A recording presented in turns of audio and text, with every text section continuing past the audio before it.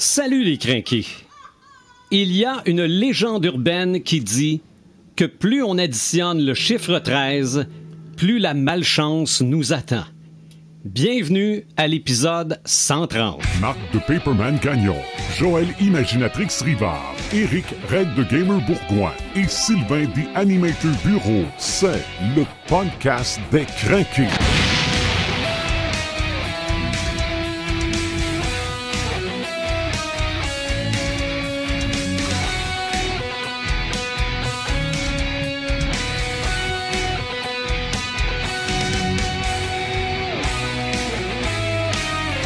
Déjà le 130e épisode et aujourd'hui, comme on le disait tantôt, les légendes urbaines.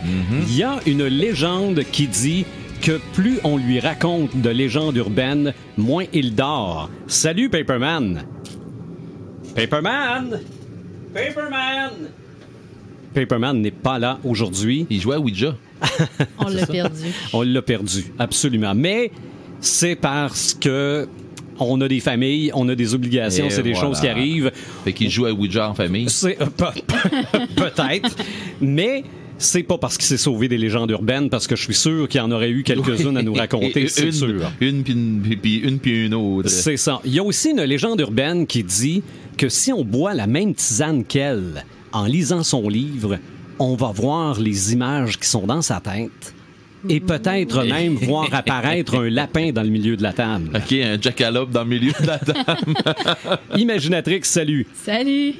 Et il y a une légende urbaine concernant un ancien résident de Saint-Modeste au Québec, à l'effet que lorsqu'il faisait jouer du heavy metal, les gens devenaient fous à 2 km à la ronde. C'est vrai, hein? Red the Gamer, salut! Salut, Animator. Je me demande où est-ce que c'est que t'allais. Je pensais que t'allais me dire maintenant c'est du monde de Rivière-du-Loup qui vire fou, mais ça... Non, c'est du monde de Saint-Antonin. Ah oui, ok, Ouais. C'est vrai. Oui, puis Oui. pour vrai, là, anecdote qui est vraie. il, parce vire, que- il vire fou pour vrai. Non, hey, c'est pas des farces. Ok. Pour vrai, pour de vrai. Quand j'ai déménagé, OK, la journée que je déménageais, la vraie journée, pas que je prenais possession de la maison, que je déménageais et que mon stock rentrait dans la maison, il restait une bûche avec un enclume à débarquer du truck de déménageur Ouais. et des derniers divans qui rentraient dans la maison, tout ça. Et on s'était mis un petit peu de beat à peine s'il y avait du métal. On faisait jouer un petit peu de métal, mais juste pour nous autres dans la maison. Pas fort, vraiment pas fort, je vous jure. Sauf que les voisins autour, c'était du country qui écoutaient Ok. et tout le monde l'entendait autour, OK? Et pendant qu'on a débarqué les derniers morceaux, la police est arrivée pour nous dire qu'on bloquait la voie publique, puis qu'on bloquait ci, puis qu'on bloquait ça, puis là, pas faire trop de bruit, puis ainsi de suite. Bel accueil. Ok. Oui, à monsieur. Fait que Ah. on s'était dit dans ce temps-là, ben coudonc, on va voir si le quartier il aime ça, le heavy metal. Fait que T'as j'écoute. craqué un petit peu le son? Ben maintenant, Ouais, tu te gênes pas. on va le dire poliment. Ouais. Maintenant, je m'en contrefous des voisins qui aiment du country parce que moi j'aime pas le country, j'aime le heavy metal. OK. Fait que ils ont découvert dernièrement, le groupe Lorna Shore. Oui. Je Je suis allé voir ça en passant. Ouais, ben c'est vidéo, ça. oui. Et dans le fond, les voisins ont aussi découvert que Cradle of Filth ont sorti un nouvel album. OK. Et ouais, c'est ça. Et Les maintenant, voisins ont découvert. ouais, c'est ça. Et mes voisins sont même, je pense qu'il y en a qui sont achetés les billets pour le prochain show de Rotten Christ, qui OK. va être, ouais, c'est ça, qui va être à Québec le 5 mai. Fait que ouais, Ouais, ben, il y a personne qui a osé Des- m'envoyer la police une deuxième des fois. petits groupes tranquilles. Ah, ben oui. Ben oui. Oui, Absolument. tranquille. Oui. Et n'ajustez pas votre appareil en passant. Là, si vous entendez des bruits, là, c'est vraiment notre épisode d'Halloween Ben oui. de 2021. Et si vous regardez la vidéo qui sera disponible évidemment après l'enregistrement du podcast via YouTube, Oui. on n'a pas mis le feu dans le milieu du studio Ouais, comme non, on a comme déjà la dernière fait. fois. Ouais, comme une C'est fois ça, qu'on a déjà fait. comme on a déjà fait. Oui. Mais c'est vrai que c'est une deuxième partie de légende autour du feu. Oui, ben Ce qu'on avait fait on en- n'avait pas foutu le feu. Non, mais non, ça a manqué. Ça a mais manqué c'était- pogné. mais c'est un petit foyer à l'éthanol Oui, mais- qui malheureusement a rendu l'âme depuis ce temps-là. Là. Ouais. Mais encore aujourd'hui, on va se raconter des légendes. Ouais. J'en ai quelques-unes, moi, qui sont savoureuses, que je me rappelais même pas, là, que je me disais, c'est vrai, on croit ça encore en 2021. Ah ouais. Mais parlons de ce que c'est une légende urbaine. Toi, Joël, as-tu regardé ça un petit peu? Ou parce que moi, j'ai quand même quelques détails d'où ça part. Ben, vas-y, moi, en fait, moi, je voulais vous parler plus des creepypastas ce soir. OK. Fait commence avec les légendes urbaines, puis je vais enchaîner ensuite. Oui, parce que ça aussi, j'ai vu ça passer. C'est que les légendes urbaines, le terme n'existait pas avant les années 60. OK? Dans les années 60, on a commencé à parler de légendes urbaines parce que là, c'est des légendes d'aujourd'hui. OK? C'est, oui, mon Dieu, la chasse-galerie, c'est une légende. Oui, mais c'est pas une légende urbaine. Mais c'est pas une légende urbaine. Donc, c'est ça la différence. Aussi, ça a été popularisé par des écrits du professeur britannique Jan Arnold Bronwand au début des années 80 et on associe ça maintenant aux histoires effrayantes, qu'elles soient réelles ou fictives durant l'époque actuelle. Ils n'ont pas tant besoin d'être effrayantes en passant les légendes urbaines. C'est juste que bien souvent... Ça te fait douter. Ouais, c'est ça. C'est juste que bien souvent, on entend parler de quelque chose, c'est du genre... le chum de mon coloc, il m'a parlé de telle affaire. Tu sais, t'es jamais capable de pogner exactement d'où ce que ça devient. C'est ça. Puis, tu sais, il y a tout le temps une part de... Oh, oui, c'est arrivé à mon voisin. Ou c'est arrivé à mon cousin. Ou c'est arrivé... Puis les médias sociaux, évidemment, ont fait en sorte... ça part comme les courriels avant. Ben oui. OK, regarde, on a reçu les chaînes de lettres. Là, si tu passes pas ça à 3 personnes, le diable va venir te chercher. Là. Oui, puis il arrive. Chance que c'est oui? disparu. Ben oui, okay. Ben oui, mon cousin il a essayé ça, puis pour vrai, il a dit moi, je continue pas ça, ces affaires-là, c'est la cochonnerie. C'est ça. Tu sais quoi, il a pogné un virus. Puis là, il s'est ramassé un lendemain de veille avec un rein en moins dans une baignoire pleine de glace. Mais savais-tu aussi que si tu dis 3 fois Paperman, il te parle du Seigneur des Anneaux? T'as pas besoin de dire 3 fois Pepperman. T'as pas besoin de dire 3 fois Pepperman. T'as juste à dire Tolkien. C'est terminé. C'est vrai, une fois pis t'es fait. Ouais. Mais donc, pour vrai, on devrait aller essayer 3 fois Pepperman dans le miroir, voir s'il va arriver pas en studio avec nous. Ouais, mais tu sais que ça se pourrait que tu restes pogné avec. C'est ça l'affaire. T'es condamné à vie. Mais justement, les légendes urbaines ont évolué avec la technologie, puis justement, ça nous amène au creepypasta. Je veux que tu m'en parles. Moi, j'en ai peut-être une couple là-dedans. Là. Oui, ben les creepypasta, premièrement, c'est dérivé du mot copy-paste. Qui veut dire copier-coller. Puis c'est justement le principe, c'était de prendre une légende urbaine puis de la copier-coller à l'infini sur tout qu'est-ce que tu pouvais la copier sur Internet. Fait qu'on avait évidemment les chaînes de lettres par courriel et il y avait aussi des sites web. À l'époque, les blogs n'existaient pas. Quand tu parles des trucs qui ont copié-collé, c'est-tu comme il dit, si tu passes pas ça à 3 amis... C'est ce genre-là. C'est un genre comme ça. C'est ce genre-là, mais ça a été repris aussi, ça a sorti des chaînes de courriel là, qui disaient de copier ceci puis de l'envoyer à 3 amis. Ça a sorti de ça en s'exportant plus vers les sites web qui fonctionnaient un peu comme des blogs, c'est-à-dire qu'ils sortaient une histoire à chaque semaine, puis c'était carrément une histoire qui était copiée-collée d'un autre site ou d'une chaîne de courriel. OK. Le terme creepypasta est sorti dans les années 2000-2008, je crois. Que ça a été nommé pour la première fois, mais tu sais, ça date depuis les débuts de l'Internet. Moi, je me rappelle, là, la fin des années 90, on pouvait pas s'abonner à des blogs dans le temps. Soit qu'on s'abonnait à un feed RSS ou qu'on mettait le site web dans nos liens. Puis j'avais un lien je pense que c'était légende urbaine canoë.com, .ca, un truc comme ça. Là. Puis j'y allais régulièrement consommer ces légendes-là. Puis, il y a souvent des variations qui se font aussi quand le copier-coller se fait. Ben, il y en a qui rajoutent un détail. Mettons que la légende vient des États-Unis, ben, on va l'intégrer plus au Canada, au Québec ou en France ou selon, pour que assez plus tangible pour les personnes qui vont la lire, assez plus réaliste pour les personnes qui vont la lire.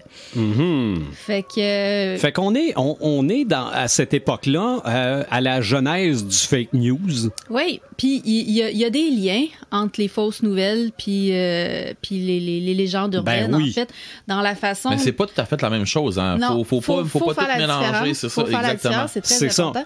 Mais dans le sens où... on le sait tous que des légendes urbaines, c'est faux. T'sais, on fait ça pour le plaisir, on fait ça pour le fun. Moi je vais t'en sortir. Exactement. On les lit, mais tu sais, on les lit comme pour le plaisir, en sachant très bien que ça a été inventé. Mais il y a tout le temps des petits groupes de personnes qui vont y croire puis qui vont y croire solide. C'est la même chose avec les fausses nouvelles. On les voit passer, on le sait très bien que c'est du fake. On sait que dire Beetlejuice 3 fois, il sortira pas, mais on veut pas l'essayer personne. Il y a ça aussi. Bloody Mary, c'est ça. Ça part de là. Mais... Il y a ça aussi. Mais c'est ça. Faut pas mélanger les deux. Là, la légende urbaine, là, c'est oui, des fois, ça peut être inspiré de faits réels. Oui, c'est ça. Mais il y a vraiment un côté fiction, là, qui est quand même normalement assez clair. Oui, c'est ça. Ou bien souvent, ça va être parti de faits réels, puis ça va être exagéré, puis ça va être dégénéré. Là, ça devient surnaturel. C'est ça. Puis c'est justement, il y a souvent du surnaturel dans les légendes urbaines. Contrairement aux fake news qui là vont plus parler de trucs politiques ou de trucs actuels ou d'actualité ou quoi que ce soit. Fait que bref, c'est ça. Les creepypastas, ça remonte aux années 90. On en connaît tous et même je crois que les histoires qu'on vous raconte ce soir sont toutes des creepypastas. En tout cas, moi j'en ai une couple certain. Et bref, tu veux-tu que je commence avec la mienne? Vas-y. Moi, je me rappelle de cette époque-là que je lisais des légendes urbaines sur les internets, dans les débuts des internets.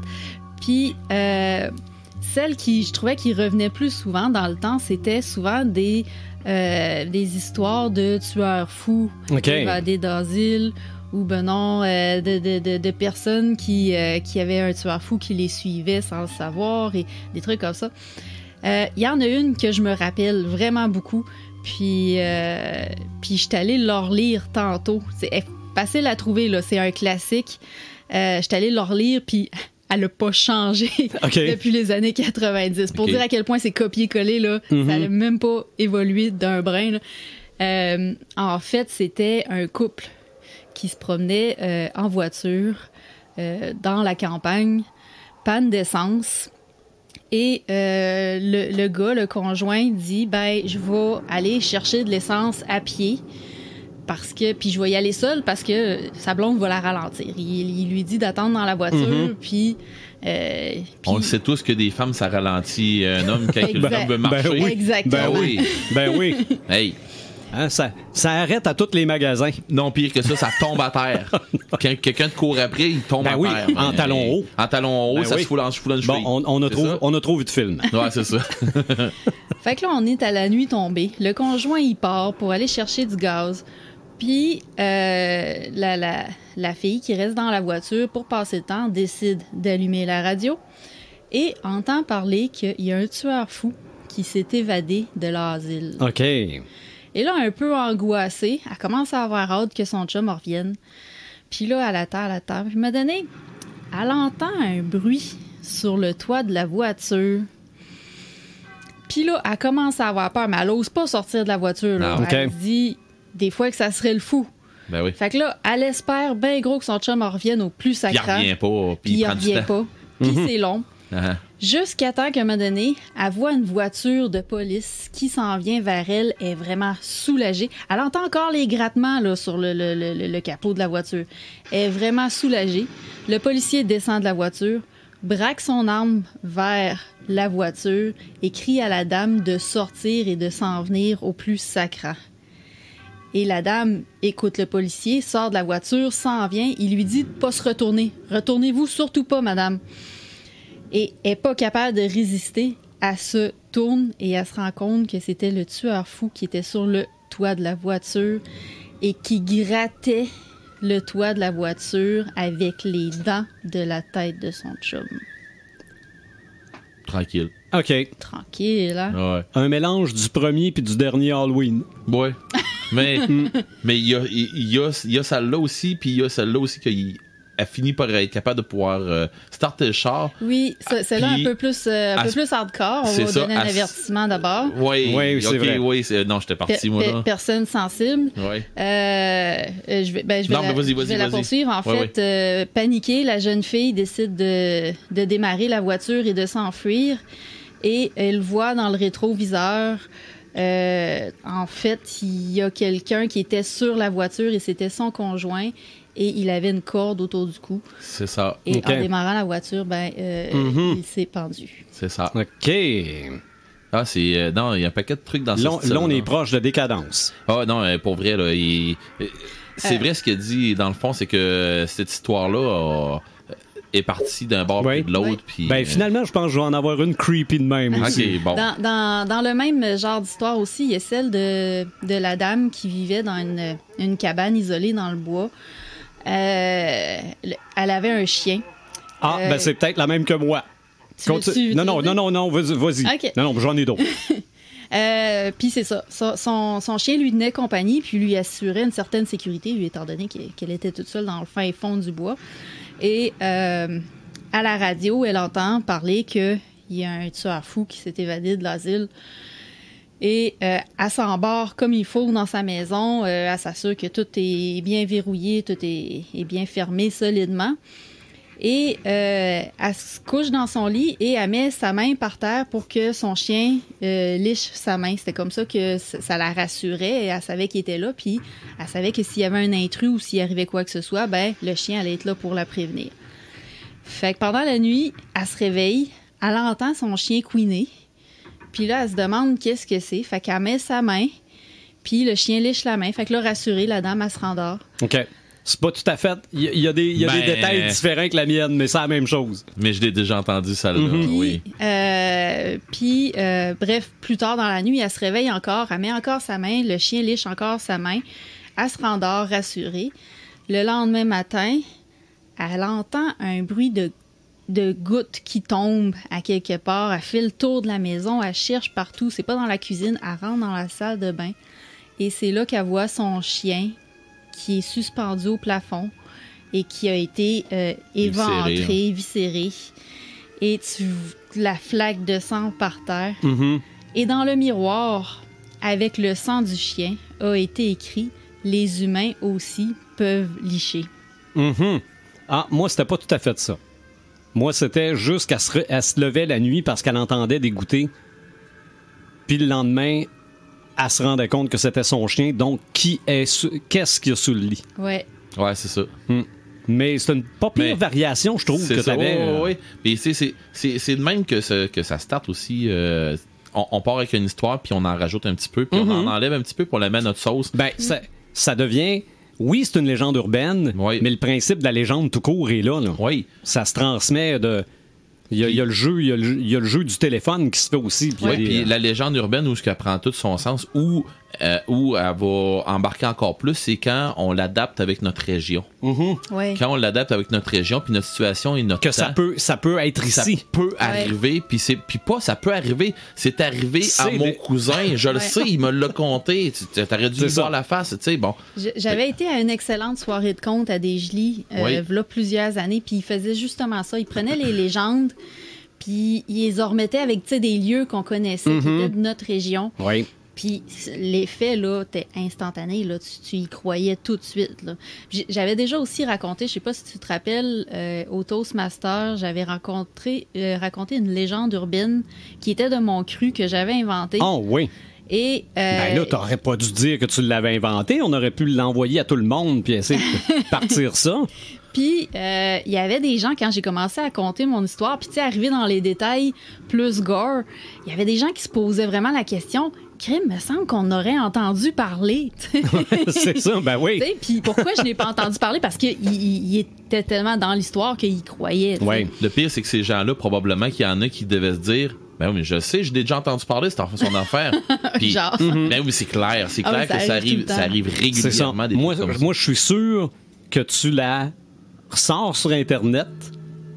Puis les gens qui étaient à cette réunion-là du club oratoire de Rivière-du-Loup vont dire, voyons, c'est vrai, j'ai entendu ça. Moi, ils se rappelleront pas qu'ils l'ont entendu là, mais ils se rappellent de l'avoir entendu. Donc, s'ils l'ont entendu, c'est parfait pour c'était starter peut-être vrai.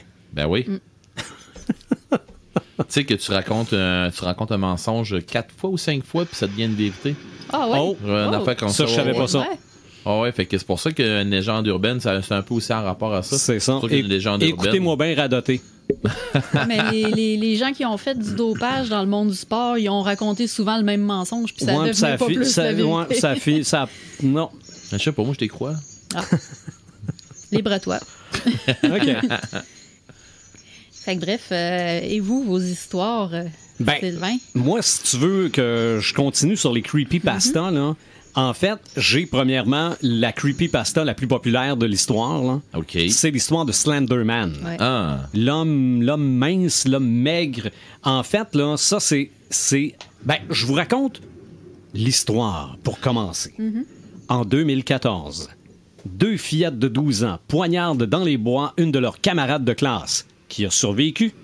Pendant leur procès, elles ont tenté de s'exonérer en disant qu'elles avaient été forcées par le Slender Man. Elles ont été condamnées et sont actuellement dans un hôpital psychiatrique. C'est vrai. Cette histoire-là est vraie, mais pas le Slender Man. Non, mais que les filles ont parti ça. Là. C'est ça, exactement. Le Slender Man, c'est un personnage de fiction issu d'un meme Internet créé par le forum Something Awful, probablement que ça date des années 90. Non, c'est en 2009. Début des années 2000. C'est ça. Donc, considéré comme une des histoires horrifiques d'Internet les plus populaires, puis probablement une des premières aussi, la BBC décrit comme le premier grand mythe du web. Oui, puis il y a un documentaire aussi là-dessus. Est-ce que tu l'as vu? Moi, j'ai pas vu le documentaire. Je sais qu'il y a un film aussi. Ouais, Slenderman, j'ai vu aussi. C'est ça, le film. Assez effrayant. Assez effrayant, inquiétant. Mais il aurait pu l'être plus que ça. Oui. C'est qu'il a été censuré. En fait, on l'a remonté justement parce qu'on trouvait qu'on... Ça ressemblait trop à l'histoire de la fillette. Où on prenait... on utilisait ça pour mousser le film. Là, on trouvait que le film était sorti un petit peu trop vite. Là. OK. Mais non, j'ai pas vu le documentaire. Il y a un documentaire là-dessus, ça m'intéresse. Ouais. Regarde, c'est sûr que je veux voir ça. C'est la BBC, je pense, justement, qui l'a fait. OK. Bon, si c'est un documentaire de la BBC, ça peut juste être bon. Autre légende urbaine, le Momo Challenge. Hey, ça fait peur. OK, le Momo Challenge, là, d'ailleurs, si vous voyez la publicité qu'on a faite pour cet épisode-là, c'est la face de Momo que j'ai mis dessus, là, une espèce de poupée, là. En 2018, des usagers WhatsApp se présentant sous le nom de Momo tentent de convaincre d'autres utilisateurs du système de les contacter par téléphone cellulaire. Les joueurs se voient enjoints de réaliser une série de tâches potentiellement dangereuses, un refus provoquant des menaces de représailles. Les menaces et les communications ultérieures sont souvent accompagnées par des photos inquiétantes, effrayantes et sanglantes. De nombreux reportages font état de rumeurs de suicide, comme celui d'une fillette de 12 ans habitant en Argentine. Les autorités de plusieurs juridictions ont émis des avertissements s'accompagnant de conseils de sécurité web habituels. WhatsApp encourage ses utilisateurs à bloquer les numéros de téléphone liés au défi Momo et à se plaindre aux autorités. Ça fait peur parce que c'est vrai. Non! Non! Non, c'est pas vrai. Tout ça n'est jamais arrivé. Ah, ouais. Mais tout le monde a cru ça. Mais tu sais, ça pourrait arriver, je veux dire, n'importe quel être humain peut justement procéder de cette façon-là, sous l'anonymat, se faire un compte Momo, puis aller faire des menaces à des gens par ça, tu sais. Fait que ça fait peur pour ça. L'histoire de la petite fille de 12 ans qui s'est suicidée, c'est vrai, mais ils n'ont pas confirmé le lien avec le Momo Challenge. Sauf que c'était dans le pic du Momo Challenge, donc tout le monde a dit c'est à cause de ça. Ah, d'accord. Mais non, c'est un canular, en fait. Tout le monde est embarqué là-dedans, puis tout le monde y a cru, puis tout le monde s'est dit ça n'a pas de bon sens. Ça a l'air que. OK? Puis avec raison, là. Parce qu'on sait que il y a des défis qui existent sur Internet, puis il y a certains de ces défis-là qui ont vraiment causé la mort de des personnes. Ouais. Des défis, on en a eu sur TikTok dernièrement. Puis, fait que tu combines ça à un truc qui est entièrement plausible, qui est le fait de faire des menaces de mort sous la couverture de l'anonymat, pas sur un compte d'un réseau social quelconque. Ah oui. Ça fait peur pareil. C'est ça, parce que, comme un canular, il y a une portion plausible. Oui, c'est ça. Comme toute légende urbaine, il y a quelque chose de possible là-dedans. Et tu faisais une addition tantôt concernant les mensonges, là. Mais les canulars, là, c'est 2 vérités, puis la 3e a ni queue ni tête. Sauf que comme t'as cru les 2 premières, l'autre, elle vient plausible. T'arrêtes de réfléchir. Ouais. C'est toujours ça. Hey, moi, je me rappelle, à un moment donné, là, on parlait de fausses nouvelles, là, mais mon père était tombé sur l'histoire d'une crevette géante en Gaspésie qui s'avait pris une carabine 22 pour la tuer. OK, c'était genre le journal de Montréal, tout ça, mais c'était au début. Il disait, voyons, ça n'a pas de bon sens. Non, ça n'a pas de bon sens. Non, il n'y a pas de crevette géante trouvée dans un champ. Non, trouvée dans un champ. Mais tu vas me dire ce qu'elle faisait là. Ouais. Ben, c'est une crevette géante. Elle peut sortir de là. Non, c'est ça, on sait, ça va manger de l'orge puis du blé, ça. Les seules crevettes géantes qu'on a au Québec, ça s'appelle des homards. Ouais, c'est ça, oui, exactement. Puis on tire pas sa carabine. Puis t'en trouveras pas dans le champ. Non, sûrement pas. On a parlé de Bloody Mary, t'as mentionné ce nom-là. Voulais-tu en parler ou? Non. OK, parce que je l'ai décrit ici, là. OK. La légende raconte que Mary était une jeune maman qui s'est suicidée dans sa salle de bain après avoir perdu son bébé. Persuadée que quelqu'un est à l'origine de la mort de son enfant, elle hante aujourd'hui les miroirs des salles de bain pour tuer le coupable. Toute personne qui prononcerait 3 fois Bloody Mary devant son miroir et tournerait 3 fois sur elle-même apercevrait alors Bloody Mary se tenant derrière elle. Si la personne ajoute « I killed your baby », j'ai tué ton enfant, alors elle meurt attaquée par le fantôme. Faudrait être fou de dire ça, non, mais bon. Toutes personnes qui ont essayé ont été retrouvées la gorge tranchée face à leur miroir. Du moins, c'est ce qu'on raconte. Ouais, c'est ça. Okay. Il y a eu un film aussi sur Bloody Mary. Ouais. Fort possible. Oui, dans les années 2000, je pense. Ouais. Puis sinon, il y a un artiste français qui fait des comics à propos de Bloody Mary qui sont assez drôles. OK. Je me rappelle plus de son nom complet, c'est Boulette. Son compte Instagram, c'est Boulette Corp. Puis il fait des petites... des genres de petites stripes, là, des petits... des micro-BD. Là. Ouais. C'est ça. Surtout rien. Là, il en a fait beaucoup pendant le confinement, sur la pandémie et tout. Puis, il en a fait plusieurs qui étaient avec Bloody Mary. Puis, c'est tout le temps des gags qu'il appelle Bloody Mary. Puis, ça marche comme s'il se faisait mettre en attente. Puis, bref, c'est super. Ça met... Elle est trop occupée. Ouais, c'est ça. Ça met un petit peu de légèreté à ce mythe-là qui est hyper sanglant. OK. Et avant de vous parler de légendes urbaines dans la culture pop, même si les légendes urbaines sont de la culture pop très souvent, là, j'ai aussi l'histoire de la Dame Blanche.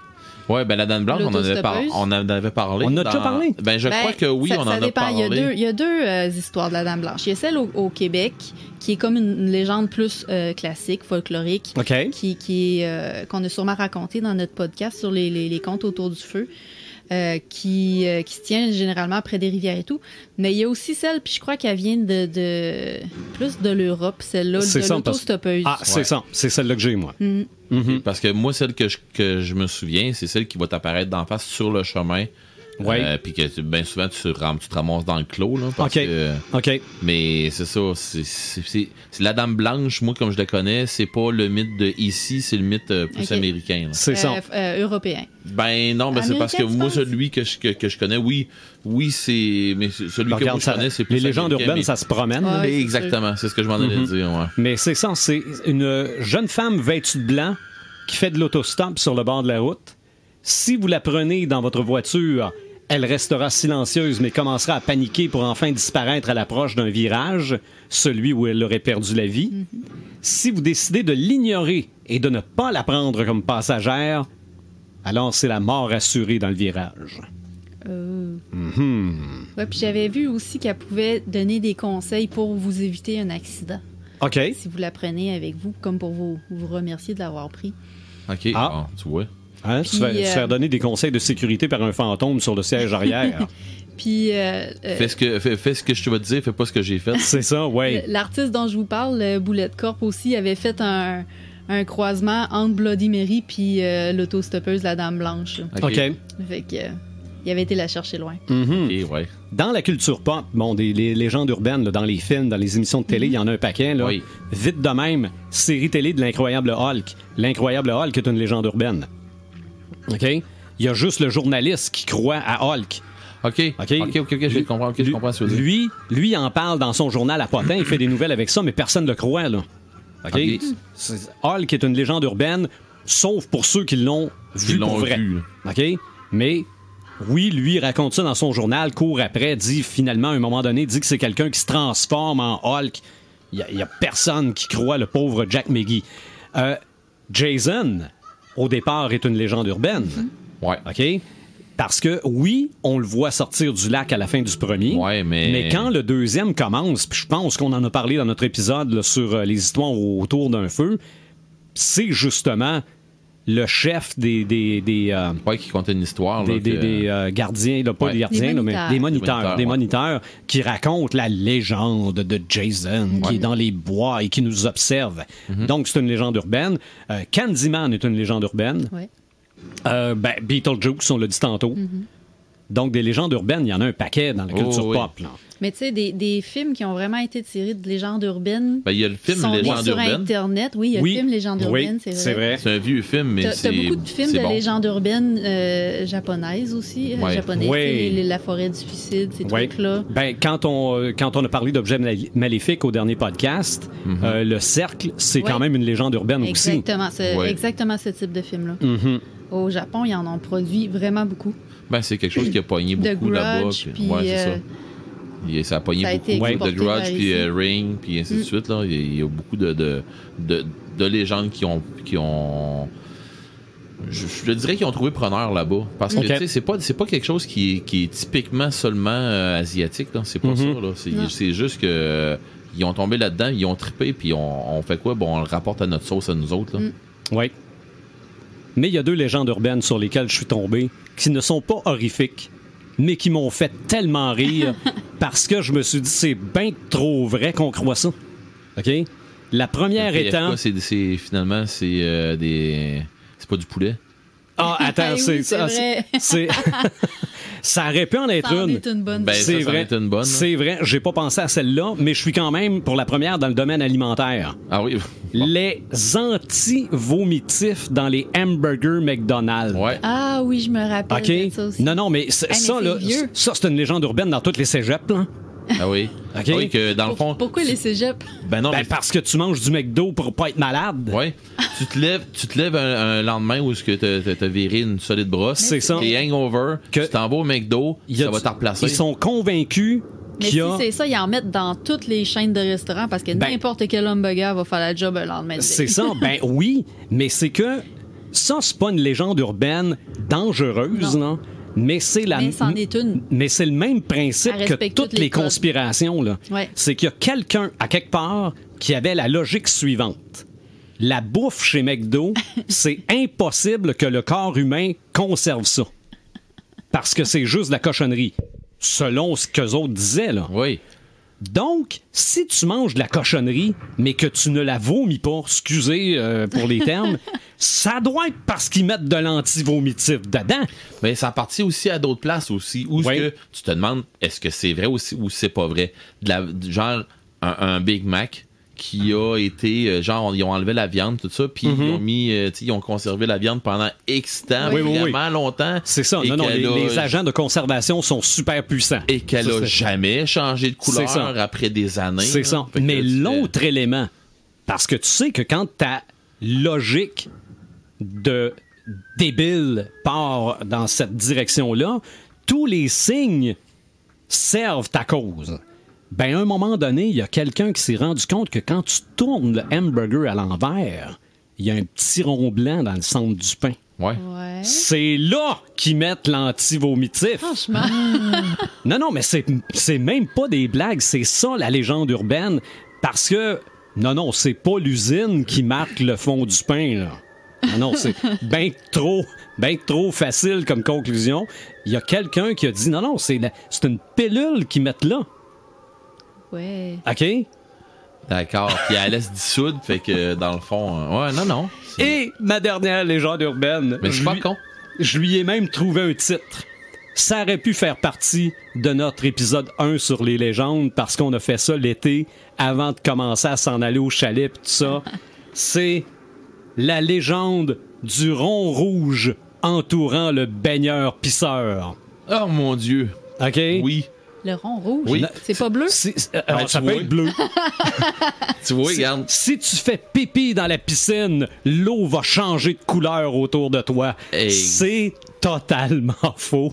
OK? Ça, c'est une légende urbaine qui roule depuis des décennies. Oui, puis il n'y a pas personne qui va la démentir, hein, parce que personne non, ne il n'y a personne qui veut l'essayer. Non, c'est ça. Puis on s'entend. Sauf les nageurs olympiques.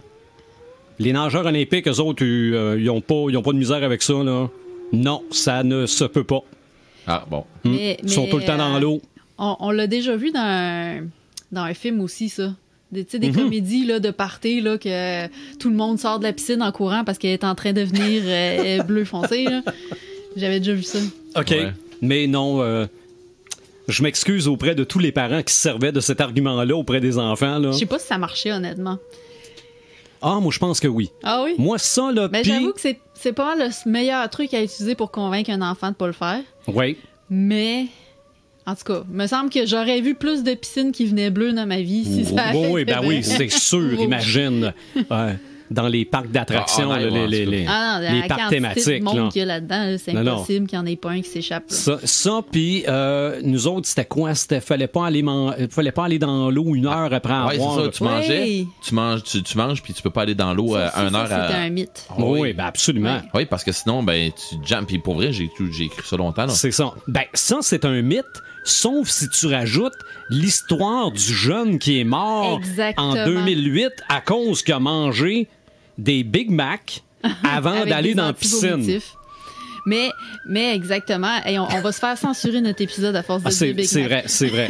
On fait de la publicité. Mais, ils vont nous demander de mettre des annonces. Mais c'est vrai que c'est ça la différence entre un mythe et une légende urbaine. Okay. C'est l'histoire, je pense, qui enrobe le fait.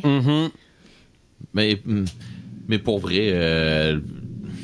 le petit gars, il est pas mort plutôt parce qu'il en a mangé trop de Big Mac. Je le sais pas. Tu sais, à un moment donné, là. Ou c'est peut-être la nouvelle Bloody Mary qui est dans le fond de l'eau. Peut-être que c'est pour ça qu'on la voit plus. Fait que là, si t'es dans la piscine puis tu dis Bloody Mary 3 fois... Fait qu'il faut pas... Ben là, attire vers en bas. Fait qu'il faut pas que tu fasses virer trop ta piscine parce que tu vas mourir dans le croche. Ça passe. Exactement. Donc, on est parti loin, là. Donc, pour prévenir ça, faut nager à contre-courant. OK, puis là, tu pars dans le whirlpool dans le milieu. Là, c'est trop, là. Ouais. En as-tu des légendes urbaines, Red? Ben oui, mais...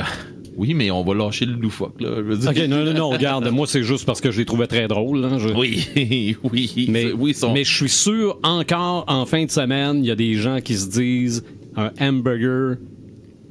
lendemain de party, puis tout va bien aller parce qu'il y a des produits magiques là-dedans.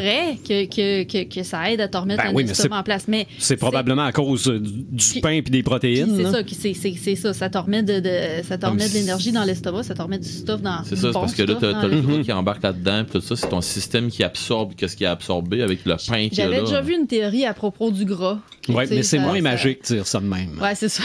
Ben, moi, j'ai réglé ça. Avant de trop boire, avant que tu sais que t'es parti pour en virer une pas pire, une poutine, ça fait la job, c'est un sale temps. Ça, pour nos amis européens, une poutine, là, allez boucher. Il y a maintenant un restaurant en France qui se spécialise. Qui se spécialise. Okay. J'ai pogné ça dernièrement. Je me sais pas quoi comme reportage.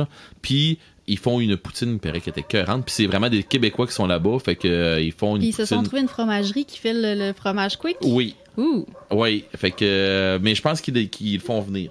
Ah, okay. Mais je suis pas certain. Mais bon, de toute façon, tout ça pour dire que une poutine avant de foirer. Puis après aussi. Ça fait le job. Après aussi, oui, c'est ça. Hey, mais je t'interromps juste avant que tu te lances. Que je te fasse peur. Ouais.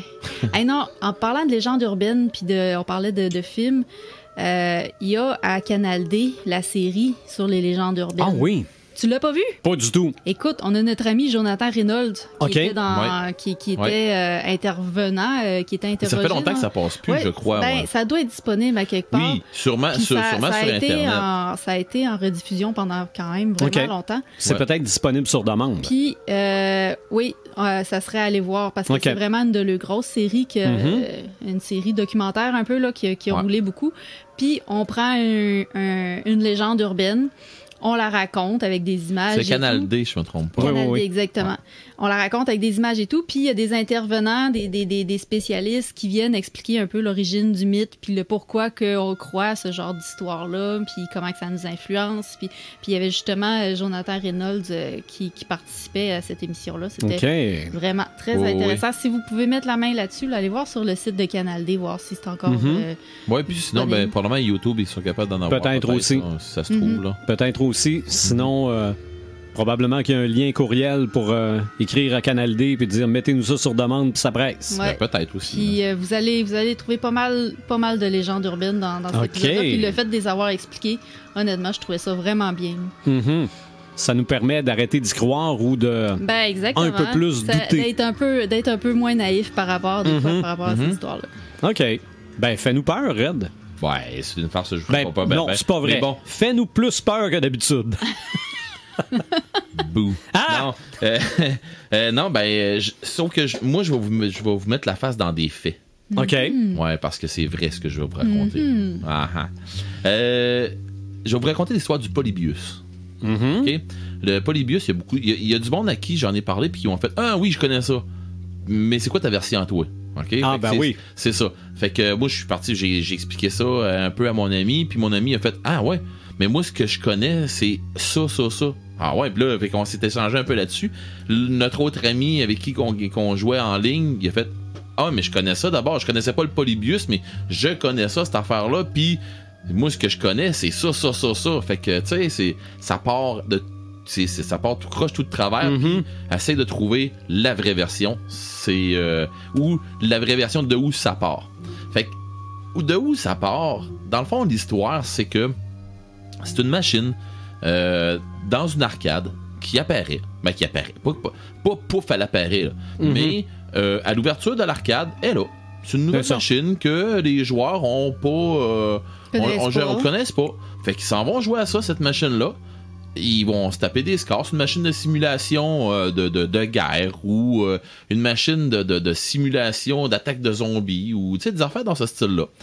Puis c'est une machine de simulation X d'un événement Y. OK? Et à un moment donné, ils se tapent des scores. Puis les gens qui ont qui vont rentrer leur high score rentrent leur nom. Puis rendu à la fermeture des bornes d'arcade, dans le fond de l'arcade en tant que tel, pendant la nuit, il y a des gens qui viennent, des gens en noir, qui viennent chercher les high scores de la machine, qui la reset et leur start pour le lendemain. OK. Fait que les gens continuent à jouer à ça, puis là, les high scores, les gens qui tombent dans le top 5 du high score, c'est des gens qui disparaissent. Ces gens-là disparaissent. Pourquoi qu'ils disparaissent, on ne sait pas trop. Les légendes disent que ces personnes-là auraient été engagées par l'armée ou par ce qu'on appelle des agences au noir, genre Men in Black, genre... OK, parce qu'ils sont bons à cette machine-là. Ils sont bons à cette machine-là, et cette machine-là, c'était pas une machine justement pour jouer.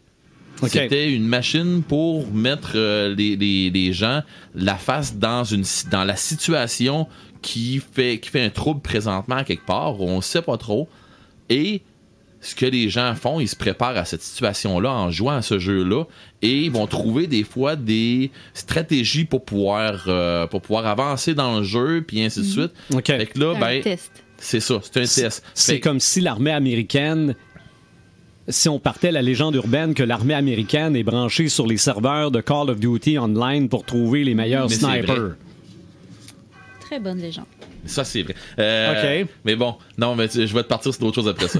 Mais non, j'en rajoute, là, mais bon. Mais oui, c'est exactement ça. C'est l'histoire que c'est à partir des jeux, dans le fond, vous vous souvenez, à un moment donné, il y a eu le LSD qui a commencé, puis ainsi de suite. Bon, à partir de là, l'armée, mais en tout cas, le gouvernement ont fait des tests aussi parce qu'il y avait vraiment une grosse problématique avec pas le sevrage, mais je sais pas ça par tout. La dépendance. La dépendance. Merci.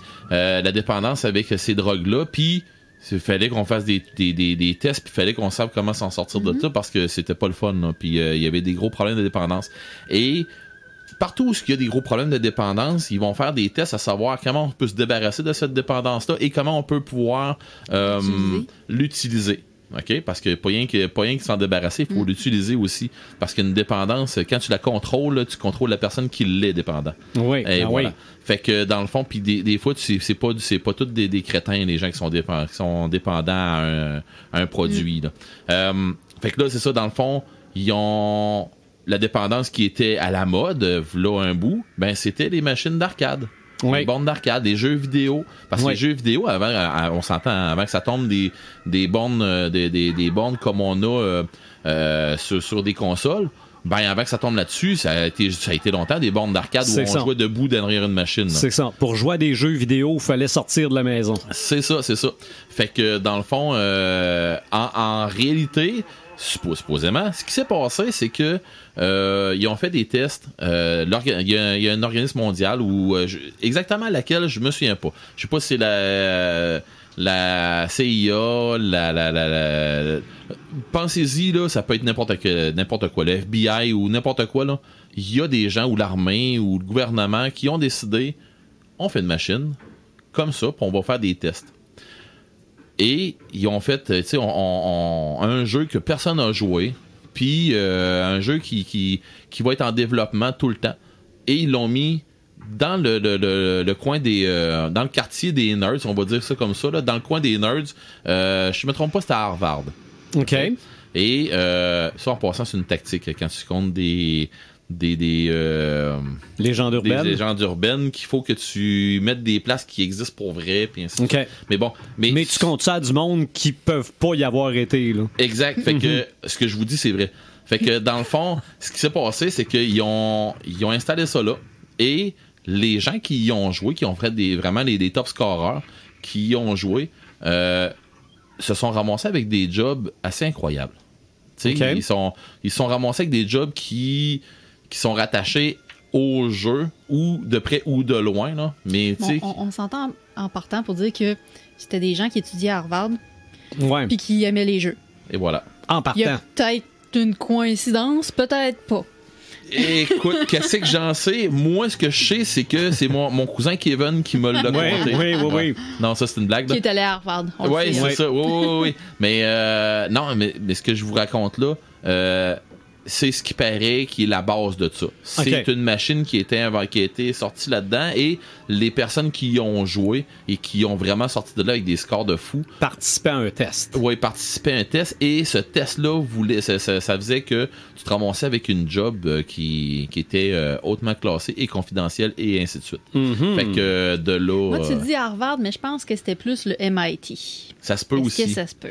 Oui, mais peut-être. Tu sais, quand je voulais compter un petit peu hors d'onde tantôt avant qu'on commence le podcast, je te disais qu'il y avait un autre nom avec une autre place là, que j'étais comme pas certain, puis je pense que oui, c'est le MIT. Mais écoute, j'ai envie de te dire que c'est ça, mais je suis tellement pas certain. Tu sais, pour savoir exactement une place de cerveau. Oui, c'est ça. Mais tout ça pour dire que elle a dégénéré, cette légende-là. Et à un moment donné, ben, ça a donné... elle a été virée à toutes les sauces. OK? Et on peut la voir, cette légende-là. Puis on la voit pas comme une légende urbaine. Mais quand tu la connais, cette légende urbaine-là de Polybius, tu te rends compte que The Last Starfighter, c'est carrément ça. OK. Parce que le jeune qui joue à The Last Starfighter... c'est un top scorer, puis il n'y a pas personne qui est aussi bon que lui à jouer à Starfighter, et finalement il débarque un vaisseau de l'Alliance, et j'ai besoin de toi, t'es Starfighter, tu vas devenir un Starfighter, et tu vas devenir t'es un des plus grands pilotes sur console, et j'ai besoin de toi pendant la guerre, là, parce que tu t'es rendu à un niveau où même nos pilotes se sont même pas rendus. Fait que, tu sais, à partir de là, ben c'est là que ça dégénère. Fait que pour un conflit interplanétaire entre des races qu'on connaît pas, puis dans un univers qu'on connaît pas, fait que c'est une des légendes. Sinon, ben il y a des places où ça a été ça a parti de ça a parti aussi de d'autres trucs du genre les meilleurs snipers, c'est des gamers. Comme tu disais tantôt. L'armée ferait du recrutement en regardant du côté des gamers. Effectivement. Il y a une légende urbaine. Je sais pas jusqu'à quel point c'est une légende urbaine. Sniper, ça peut être pilote de drone aussi. C'est là que je m'en allais. Je sais pas jusqu'à quel point que c'est une légende urbaine, mais les pilotes de drone, si tu as ça dans ton CV, que tu es un gamer et que tu joues à des simulateurs et des affaires comme ça, il paraît que c'est favorable. C'est carrément un job pour ça, on s'entend. Carrément. C'est que là, tu joues à la guerre, mais tu joues pas à la guerre. Ouais. Puis dans le fond, la dextérité, sauf qu'il y a des trucs, il y a des places que j'ai vues, des tests qui ont été faits entre des soldats et des gamers. Et la problématique des gamers, je vais vous l'expliquer. Dans le fond, tu as une équipe, mettons pour faire du tag ball ou des affaires comme ça, tu as une équipe de gamers et tu as une équipe de l'armée. L'équipe de l'armée, on fait, mettons, des 2 de 3 puis des affaires comme ça, là. L'équipe de l'armée se fait passer dessus pas longtemps, puis c'est des headshots la majorité du temps. OK? Par contre, là où les gamers se font passer un solide savon, c'est quand l'armée fait comme OK, on a un problème, eux autres sont forts, puis ils nous snappent en pleine face tout le temps. Comment ça, puis comment ça, tu sais, qu'est-ce qui s'est passé? Le système d'analyse des gamers et le système d'analyse des gens de l'armée, des militaires, on marche pas tout à fait pareil. Les gamers, à cause des signaux qu'on reçoit, ça c'est peut-être pas une légende urbaine jusque-là parce que ça a été prouvé, il paraît. Mais là où on fait une grosse différence entre les militaires et les gamers, c'est que nous autres, on a une faculté notre faculté cognitive avec nos mains et notre cerveau et notre œil. On est plus rapide à cause de tous les signaux qu'on a pendant un jeu. À cause de la pratique. C'est ça, la pratique. Puis la coordination œil-main aussi. C'est ça, la coordination œil-main. Nous autres, on est tellement habitués. Il arrive un flash là, je sais qu'il faut que je pèse sur mon index parce que je sais qu'il arrive une attaque d'une place. Tu sais, il arrive de quoi? Je vois le personnage qui est en train de faire une attaque sur moi. Je sais instinctivement à longue que si je pèse sur tel bouton, c'est-à-dire je vais donner un coup de bouclier. Après ça, tu sais, mais ainsi de suite. Bon, c'est la même chose avec des jeux de guerre. C'est la même chose. Tu sais, quand on se ramasse avec des... je vais perdre des gens peut-être, là, mais parce que je vais vous sortir une histoire, là, mais c'est niaiseux, mais c'est ça pareil. Quand on se ramasse avec des joueurs qui sont tellement forts avec des guns de sniper qui vous font ils appellent ça des quick scopes là, ou quelque chose comme ça là, des scope kills, c'est que dans le fond quand tu vois le joueur jouer là, tu fais comment est-ce qu'il a eu le temps de pouvoir accoter son personnage, allumer son viseur avec le scope, avec la grosse lunette qui va t'agrandir l'autre personnage qui est vraiment loin, puis qui fait un headshot qui le tue d'un coup. C'est impossible, mais tu vois des joueurs qui le font.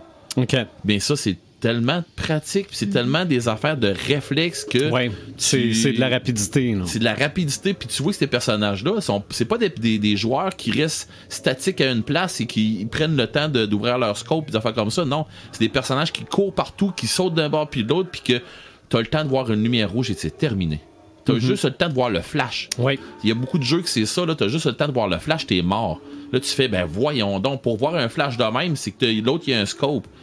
C'est impossible, tu sais, qu'il ait tiré de même, puis tu vois la reprise de l'autre qui t'a tué, puis tu fais, ben voyons donc, comment est-ce qu'il a fait? Puis, c'est pas parce que les joueurs trichent, mais c'est parce que c'est de la pratique, puis c'est de la coordination œil-main, comme tu dis, qui est tellement avancée avec les gamers. Et comme je disais tantôt, là où l'armée va clencher les gamers, c'est quand que, à un moment donné, l'armée va faire, bon, ok, qu'est-ce qui s'est passé? Bon, on s'est fait passer dessus à cause que ils sont bons, sont ci, sont ça, parfait. Nous autres, il faut qu'on trouve par où est-ce qu'on est meilleur, et c'est par leur coordination en tactique qu'ils ont en groupe. OK, ouais. Et les gamers, c'est un gros problème qu'on a. C'est un paquet d'égoïstes. Yes. Ouais, puis vous vous entraînez pas en équipe contrairement. C'est ça, ben non. Exactement. Ouais. Exactement. C'est des one-man army, les gamers. Mais il y a des jeux qui font que ils sont en train d'avancer, comme les jeux que je joue qui sont coop, qui sont pas juste des jeux joueur contre joueur. Les jeux en coop qui font que là, faut que tu t'enlignes, il y en a un qui va parler, les autres ils font ce que c'est que le leader va dire. Puis normalement, si tout va bien, ça devrait être comme une grosse danse ou ce que c'est pas une danse là, mais tu sais, ça devrait être comme toute une tactique que pendant qu'il y en a un qui fait ça, l'autre va faire ça, l'autre va faire ça. C'est dans le meilleur des mondes, ça devrait être ça. Sauf que les gamers étant ce qu'ils sont, il y a un loot, il y a quelque chose à aller chercher. Je veux être le premier de la marde, il y a la mission, je veux être le premier à aller chercher telle affaire, il me volera pas mes affaires, puis bon, c'est moi qui ai fait tel kill, puis là, ben c'est ça. Alors, on recommence à... ça tire au plus fort la poche et on se ramasse avec des joueurs qui jouent beaucoup trop individuels et c'est très dur de leur faire avancer avec une cohésion en tactique. C'est le gros problème, la grosse problématique et c'est probablement là où ce que le Polybius va apparaître et pour nous donner des façons de pouvoir jouer en équipe de plus en plus. Mais le Polybius, c'est comme n'importe quoi, comme n'importe quelle autre légende urbaine, c'est transféré sur les consoles, comme tu disais tantôt, l'armée qui est en train de faire des tests, la surveillance, des tests sur les serveurs et ainsi de suite pour voir qui sont les meilleurs sur Call of Duty, sur Destiny, sur ci, sur ça, sur tous les jeux, tous les jeux de tactique du genre Red Alert, genre tous des trucs comme ça que tu vois les meilleurs joueurs qui vont faire C'est là qu'on voit que la légende urbaine, des fois, elle peut venir très proche de la théorie du complot. Ben oui, exactement. Parce que là, on parle de gouvernement, d'armée. C'est drette là que je m'en allais. Oui, c'est drette là que je m'en allais. Parce qu'il y a beaucoup de complotistes qui croient dur comme fer et c'est pas pour eux, là, c'est pas. Ben, je dis pour eux. C'est gêne que tu les écoutes des fois pour te laisser embarquer, hein. Puis, je dis pas que c'est les gens qui sont embarqués dans la théorie des complotistes, on va le dire comme ça. Je dis pas qu'ils sont totalement dans le tort, hein. Parce qu'il y a des fois qui ont des trucs que tu dis, voyons donc comment ça. C'est vrai. J'ai envie de te dire que t'as raison, mais quelque part, j'ai pas envie d'y croire. C'est vrai que, tu sais, des complots, il y en a eu pour vrai dans la vraie vie. Ben oui. Puis, tu sais, ça peut encore arriver, je veux dire, on n'est pas protégé de ça, rien. Mais, tu sais, il y a une limite à faire entre croire en toutes les théories du complot. Tu sais, il y a un truc aussi que tu peux faire que t'as comme pas de pouvoir contre ça nécessairement. Non. Fait que d'y croire puis de répandre la rumeur va pas aider à la cause ou va pas nous empêcher le complot de se produire. C'est ça. Tu sais, fait qu'on est mieux peut-être de juste comme laisser passer. Quand ça va sortir, ben on va se révolter. C'est ça. Puis, tu sais, je veux dire, dans toutes les théories du complot qui existent, s'il y en a 1% qui est réel, c'est peut-être beau, là. C'est beaucoup, même. Puis c'est beaucoup. Mais bien souvent... Est-ce qu'on va se mettre à capoter pour les 99,9 autres Non, ben c'est ça. Puis tu sais, t'as raison pendant un grand bout là-dedans où ce que les légendes urbaines puis la théorie du complot, des fois, ça se voisine. Tu nous en as donné un très bon exemple avec ça. Mais moi, je peux rassurer le monde, là. Il y a une légende urbaine qui dit que la journée où il y a un journaliste qui découvre qu'il y a une théorie du complot qui est vraie, là, ça sort. OK? C'est la légende. Pas la théorie. La théorie du complot veut que les journalistes cachent tout, là. Ah oui. Mais la journée où un journaliste découvre qu'une théorie du complot est en fait vraie, là, c'est sûr que ça sort. Ah non, mais. Puis des fois, ils sont dans le champ aussi. Ça peut arriver. Oui. Mais pour finir avec Polybius, si vous voulez avoir une meilleure preuve encore, ben pas une preuve, mais tu sais, une autre application de Polybius, comme je disais, les jeux vidéo présentement, vous allez voir qu'ils s'en vont de plus en plus réels. Oui. Et les simulateurs sont de plus en plus réels. Et il y a des consoles et les arcades, il y a des arcades qui ça vient tellement de plus en plus réel aussi dans les arcades. Comment est-ce que tu vas t'installer dans un cockpit que ça va être assez intense.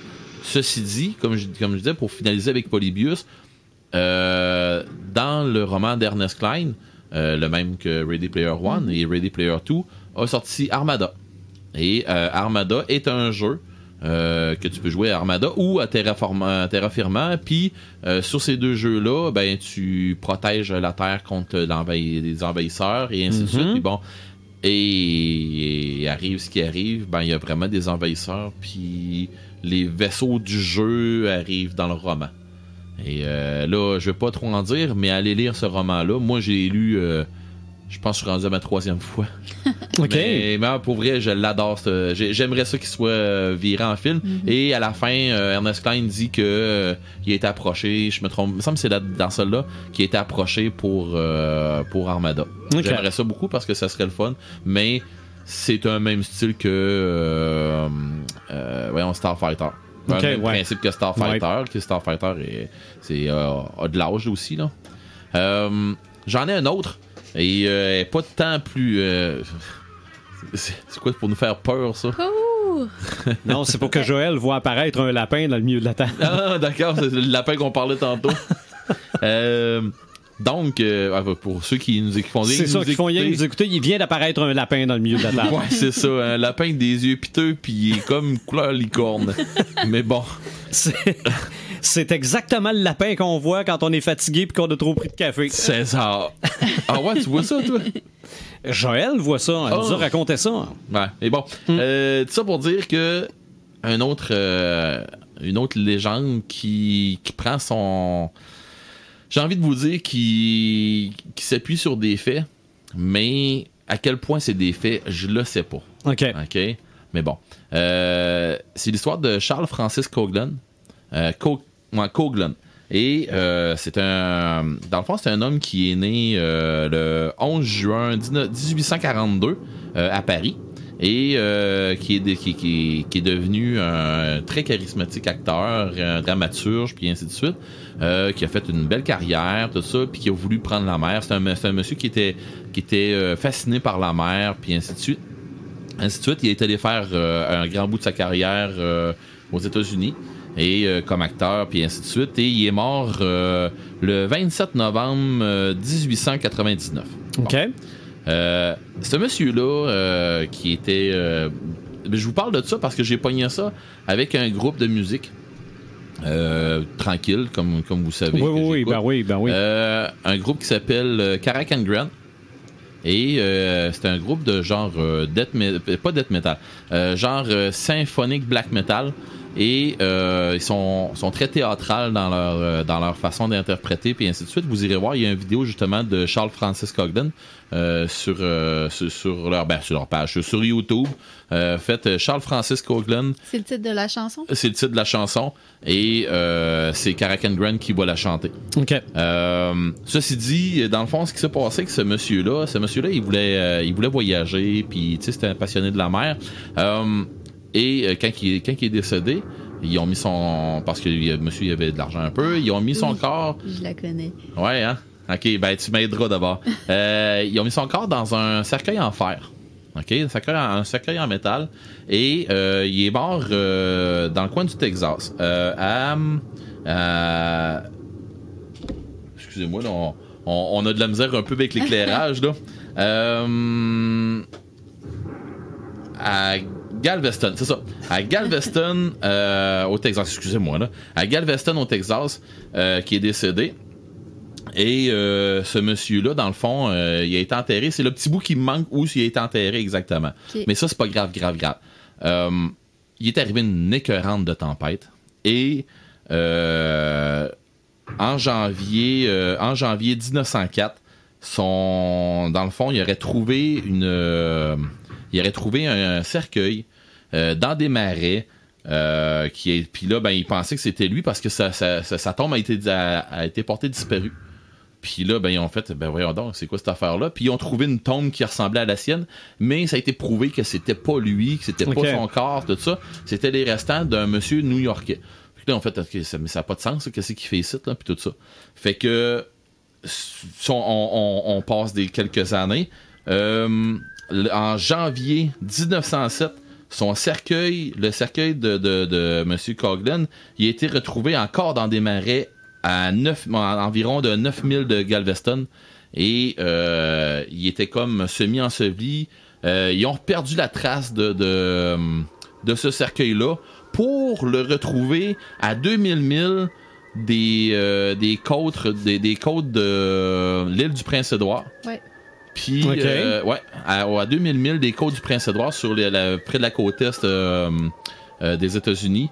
Et puis ça, c'est des pêcheurs de l'île du Prince-Édouard qui ont rapporté ça, qui ont trouvé un cercueil, tout ça. Ils ont pas récupéré le cercueil, mais qui ont vu le cercueil flotter, puis ainsi de suite. Mais il était en fer? Ouais, qui était en métal, qui était... Le cercueil ne devait pas flotter s'il était en métal. Non, mais c'est ce bout-là, moi, la légende que je connaissais, il était en bois, le cercueil. OK, mais c'est ça. Puis le cimetière était à proximité de la mer. Il aurait été emporté par des grandes marées. C'est ça. Ça aussi, je n'ai entendu parler, celle-là. Il se serait promené de la Floride là, jusqu'au Canada. Là. C'est ça. Mais l'histoire, c'est que dans le fond, le cercueil en fer, tu sais, un bateau c'est en fer aussi, puis ça flotte. Mais c'est parce que c'est le bout, c'est que c'est l'air qu'il y a dedans, puis bon. Mais l'histoire étant que Monsieur Coughlin, c'était un passionné de la mer, puis ainsi de suite, puis il a jamais été capable de rester. Son cercueil a jamais resté à la même place. Il a continué de se promener en mer après sa mort. Ouais. Ah, ça cette partie d'histoire-là, je la connaissais pas. Probablement que c'est parti d'un fait réel, qui était le cercueil qui a été emporté par la mer, puis qui a été retrouvé sur les côtes plus au nord. Puis qui aurait fait la légende, là, justement, là, du marin qui peut pas quitter la mer. C'est ça. Ben, ça revient à ma logique de tantôt. OK, tu te dis, ça n'a pas de bon sens qu'un cercueil en métal se promène. Donc, c'est parce qu'il y a quelqu'un dedans qui a décidé qu'il se promenait. Voilà. C'est la logique même. Voilà. Ah non, mais pour vrai, là, quand t'arrives avec des affaires comme ça, tu te dis, OK, puis là, ben, c'est parce que cette chanson-là me faisait penser à quelque chose, puis quand je l'écoutais, puis à un moment donné, puis j'écoute les paroles, puis là, à un moment donné, je me dis, attends un peu, là, mais il était prêt à parler d'un gars qui est dans son cercueil, puis là, il parle de proche de chez nous, là, attends un petit peu, là, on va... C'est ça, Google est mon ami. Ben ouais, fait que là, je me souviens encore la fois qu'à un moment donné, on a fait, hey, Google-moi donc ça. Fait que... la fille qui était avec moi a fait hey, attends un petit peu, moi et tout, ça m'intéresse à savoir qu'est-ce qu'il y en a. Je me souviens très bien, j'étais en train de tanker mon char. J'arrentre, elle me dit tu sais quoi? Ben elle dit c'est un fait vécu. Comment c'est un fait vécu? Je dis c'est sûrement parti d'une histoire là, abracadabrante. Elle dit non, elle dit ça s'est passé, puis là elle me sort tout un peu la nomenclature des lieux où ça a été retrouvé, puis fait que ça a parti d'une histoire, elle dit, puis ce monsieur-là paraîtrait que il voulait voyager, puis il voulait faire ci, puis il voulait faire ça, puis finalement, ben, même après sa mort, il a décidé qu'il arrêterait pas de voyager, puis de prendre la mer, puis tout. Puis là, ben, vous écouterez la chanson, vous allez en comprendre, là, mais ça part de là. C'est ça. Ben, j'ai peur. Non, c'était pas épeurant, mais tu sais, c'est quelque chose que tu dis... Ça se peut-tu? Ouais. Mais pour vrai, ça part de fait que... tu sais, qu'ils ont vraiment perdu le cercueil, puis le cercueil, ils l'ont retrouvé. Des cercueils qui partent à la mer, là, c'est un truc qui arrive fréquemment. Là. Il y a plein de cimetières qui sont en bordure de mer. Là. À cause de l'érosion. Moi je me rappelle, tu sais, je sais pas si c'était vrai, mais je me rappelle tout le temps dans Dracula, l'image du cimetière, quand c'est écrit... que la falaise elle s'érode de plus en plus, puis les cercueils sont au bord de tomber dans la mer. Là. C'en est un exemple. Là. Mais ça veut pas dire que le cimetière de Whitby a vraiment perdu des tombes dans l'océan, là, mais ça donne l'image un peu. Là. C'est ça. C'est plausible. Ben, c'est ça. Fait que, comme je disais, vous irez écouter Caracan Grand. Oui. Avec, vous allez voir. Je me doute. Groupe bien sympathique. Oui. Ça, j'en doute pas. Pas en tout. Je me doute que dans les grandeurs nature, il doit pas avoir de légendes urbaines parce que c'est très souvent médiéval. Ouais, puis les légendes, on les rend vraies. OK. Ben, souvent... Mais est-ce qu'il y a de la légende urbaine dans le board game? Tu sais... Dans les board games, puis dans les jeux vidéo, pis tout ça, ben souvent, on va se ramasser avec des trucs que c'est... Tu sais... J'ai envie de te parler de l'histoire de Ouija, des affaires comme ça. C'est ça. Mais il y a des mythes, des fois, je pense, dans les jeux vidéo, où il paraîtrait qu'il y a un tel niveau... Oui, mais ça... je n'ai pas rentré là-dedans parce que je n'ai pas rentré dans mon bout parce que je me dis quelque part... OK, on parle déjà d'Easter egg dans un paquet d'affaires. C'est vrai. C'est un mais un Easter egg, tu le trouves Mais une légende urbaine, tu la trouves jamais, mais t'en as entendu parler. Ouais. Ben oui, mais tu sais, il y a des affaires comme ça, que des Easter eggs, tu y trouves, mais la différence entre un Easter egg et une légende urbaine, c'est parce que tu vas en entendre parler jusqu'à temps que tu te rends compte que finalement, c'est un vrai Easter egg. C'est ça. Mais c'est vrai qu'à la base... Mais ça se peut qu'il y ait des rumeurs d'Easter eggs. C'est ça. Il y a quelqu'un à quelque part qui aurait découvert un Xème tableau dans tel jeu. Ça. Ouais, ben ça, j'en avais déjà entendu des histoires des histoires qui ont comme pas de sens, là, où ce que des joueurs qui disent oui, j'ai joué au tableau 10 à Mario, puis là tu fais le tableau 10 n'existe pas, là, tu sais, puis faut que tu fasses telle affaire, puis là tu te rends compte, mais non, ça marche pas, ça se peut pas. Puis là tu fais tel, puis là il arrive tel truc, puis là tu fais donc c'est moi qui est pas bon, ça marche pas, là. Puis là tu l'essayes, là. Puis c'est là que tu viens à un moment donné à te dire, attends un peu, ça marche comme ça se pourrait que ça marche.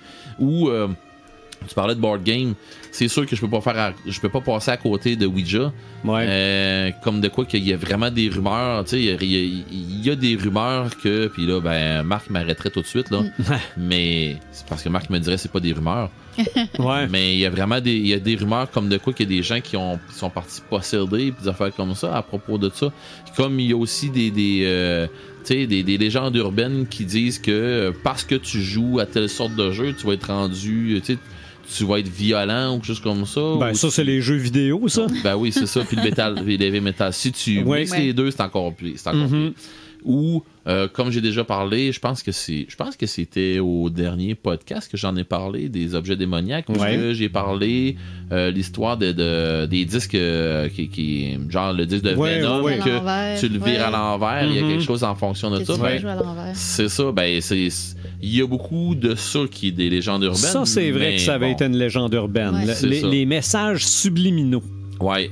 C'est vrai. Dans les années 70-80, là, des messages subliminaux dans l'exorcisme. Là. Et non. Il y a des flashs vite, là, mais des messages subliminaux, non. Et il y a la légende suprême, là, mais c'est pas tout le monde qui n'entend parler. Les vieux gamers n'ont peut-être plus entendu parler, puis encore là, c'est une légende obscure qui a rapport autant avec les gamers sur table, les board games, tout ça, que les gamers, comme je disais, sur table avec les RPG, genre Donjons et Dragons, des affaires comme ça, là, que c'est juste pour nous préparer à ce qu'on voit pas. OK. À une réalité que notre cerveau veut pas admettre, puis qu'il n'y a pas juste nous autres qui sont là, qu'on est présents, tout ça. Tu sais, il y a des trucs qu'on est de la misère à s'expliquer, qui deviennent des légendes urbaines bien souvent, mais des trucs qu'on a de la misère à s'expliquer. Pourquoi que c'est une maman qui voit son petit garçon pris en tour d'une voiture va virer le char de bord, tout ça. Ouais. Peut-être que la maman a peut-être d'autres pouvoirs qu'on sait pas. Tu sais, c'est tous des trucs dans ce style-là. C'est à partir de légendes urbaines. C'est à partir de l'histoire qu'on est en train de jouer à des jeux sur table, autant des jeux de plateau, des affaires comme ça, qui vont nous préparer à des sectes ou qui vont nous préparer à nous battre contre, ou nous préparer notre cerveau à nous battre contre des sectes maléfiques, puis ou des trucs dans ce style-là. OK. Mais ça, c'est ça, tu sais, c'est comme tu disais tantôt, y a-tu de quoi qui arrive avec le board game? Ouais. Oui, mais... Mais t'es-tu en train de me dire que dans tes parties de board game, il y a peut-être un espion qui vous regarde jouer, qui est un joueur, mais qui en fait est en train de chercher des chasseurs de Cthulhu? C'est beaucoup plus insidieux que ça. OK.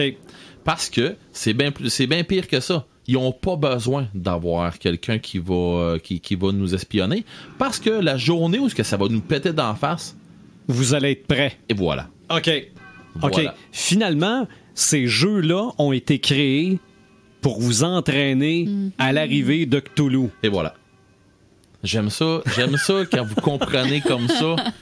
J'aime ça quand ou on va devenir des cultistes ou on va devenir des puissants chasseurs pendant que les seuls chasseurs qui vont rester. Moi, j'espère juste qu'il n'y a aucun auditeur du podcast qui croit tout ce qu'on dit, là. Ben, pourquoi pas? C'est déjà arrivé à mon cousin. On peut-tu rajouter un avertissement en début de podcast? Ne croyez il est pas un peu trop tard. Ne croyez pas toutes ces légendes urbaines. Moi, il y en a une que encore là, peut croire. Dit de même, ça laisse sous-entendre qu'il y en a peut-être qui sont vrais. Ben oui. Ceux que je vous ai dit que j'ai validé auprès de Kevin. Ouais. OK. Ton cousin qui est allé au MIT. Oui. Voilà. Le Kevin qui continue comme ça, là? Ouais. OK. Ça, c'est un meme, c'est pas une légende urbaine. Ouais. Donc, des légendes urbaines, il y en a un paquet. Là. Je vais enlever le lapin. Là. Regarde. Joël a fini de voir un lapin, puis là, je la vois mieux. Ah, ben oui. Pour ça, tu l'enlèves. Parce que t'en voyais moins. C'est ça. Moi, je voyais un lapin, je voyais plus Joël. Donc, des légendes urbaines, oui, c'est de la culture pop en soi, parce que tabarouette, on n'y croit pas, mais on y croit un petit peu. En tout cas, ça nous divertit. Puis une grosse source d'inspiration pour plein d'histoires, de films, de séries, de livres. Ben oui. On n'en a pas beaucoup parlé de cet aspect-là, là, mais c'est très présent dans la culture pop. Ben oui, absolument. Absolument. Ben, il y a un paquet d'histoires qui commencent sur « ça a l'air que Ben oui. Puis qui se rendent compte que c'est vrai, puis le bordel... J'ai entendu dire... C'est ça, le bordel prend, là. J'ai entendu dire que... Ça a l'air que... Mon cousin, il m'a dit que... Puis ainsi de suite, là. Ça, c'est... C'est vrai. C'est vrai. Donc, encore une fois, un bel iceberg, ça se peut qu'on revienne sur des légendes urbaines quand on va en inventer d'autres. Oh oui. On pourrait faire ça, en inventer, repartir ça. On en a une qui est bonne là-dedans. C'est ça, le creepypasta, là, on devrait mettre de l'huile sur le feu. Mm-hmm. Mais en même temps... Check mon autre au bout de la table. Mais en même temps... Elle se frotte les mains, je dis oui puis non, mais tu sais, comme... À la lueur du podcast qu'on vient de faire, tu sais, quand on voit que c'est facile à croire, que c'est facile à répandre, puis avec tout l'univers de fake news dans lequel on vit, est-ce qu'on veut vraiment mettre de l'huile sur ce feu-là? Non. C'est sûr, si c'est malgré que l'histoire de la crevette géante. Là. Ah, mais arrête, c'est pour, mais pour s'amuser, puis on le dit en partant. Oui, c'est ça. Mais ça... Tu peux le faire, puis ça va quand même partir à dérape. Puis il y a du monde qui vont le reprendre. C'est des creepypasta, c'est des copier-coller. C'est ça l'affaire. Il y a des gens qui vont le reprendre puis qui vont dire que c'est vraiment arrivé. Oui. Mais puis même si c'est toi qui l'as inventé, qui vont dire non, je le sais, je l'ai entendu. On reste dans le paranormal fantastique, tu sais, qui est vraiment clairement du fantastique. Peut-être que ça pourrait être une bonne idée. Mais sinon, je préfère comme justement ma légende urbaine que j'avais inventée, dont je vous parlais. Je la raconte pas parce que je suis présentement en train de la reprendre en nouvelle. Fait qu'éventuellement, elle va être publiée, mais ça va être clairement énoncé que c'est un texte de fiction, puis ça pourra pas être copié-collé parce qu'il va y avoir un droit d'auteur dessus. Fait que tu sais, mais il y a tout le temps de la matière à créer en arrière de ça. Check les yeux quand elle dit ça. C'est ça. Il y a de quoi à créer. Il y a de la malice à quelque part, là. C'est ça. C'est clairement pas ça. Mais il y en a une qui vient de me revenir en tête. Je connais pas la légende en tant que telle, là, mais avant l'Internet, t'avais des journaux à potins comme le National Enquirer, tout ça, mais t'avais aussi un journal qui s'appelait... C'était soit le Weekly World News ou News of the... Les premières fake news étaient dans les journaux. C'est ça, mais eux autres, c'était Bat Boy. OK? C'était un enfant chauve-souris. Oui! Il y avait des dents pointues, il était chauve, les oreilles pointues. Il y a un reportage ou une patente là-dessus. Ah non, mais eux autres, il y avait des reportages. C'était sa page couverture là, qui avait redécouvert Bad Boy. Non. Mais c'est ça. Les premières fake news ont apparu au début des années 1900. C'est ça. Mais t'avais la légende urbaine de Bad Boy, puis c'était ce journal-là qui en parlait. Ouais. Mais on n'a pas entendu... Il n'y a pas eu une histoire avec un reportage. Bon, c'est peut-être justement dans l'émission... à Canal D? Oui, l'émission, dans le fond, Légende urbaine. C'est peut-être là-dedans que j'ai vu ça. Ah non, parce que j'ai vu ça dans un style reportage, pas dans un... C'est ça, mais je veux dire, tu rentres au dépanneur, t'avais les journaux, puis bon, ça parlait de Céline, puis un autre qui parlait de Bad Boy. Là. Wow. C'était quelque chose. On va passer au Ça m'allume, Imaginatrix.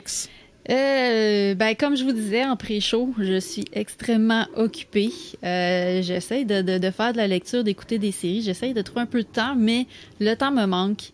Et il y a une raison pour ça. Je suis présentement en train de travailler sur une publication qui devrait sortir à l'hiver 2022. Fait que ça s'en vient. Je vous en avais parlé un petit peu dans notre podcast sur les créatures fantastiques quand je vous parlais des géants puis de ma fascination pour les géants. Bon, ben c'est exactement... C'est pas la première fois que tu nous en parles. C'est exactement ce projet-là dont je vous parle présentement. C'est un recueil de nouvelles fantastiques qui d'ailleurs, c'est le fun parce que j'ai quelque chose devant moi. Je peux pas le montrer. Non. Mais Colin! Malgré que tu vas peut-être nous parler des dates qui sont là-dessus, par exemple.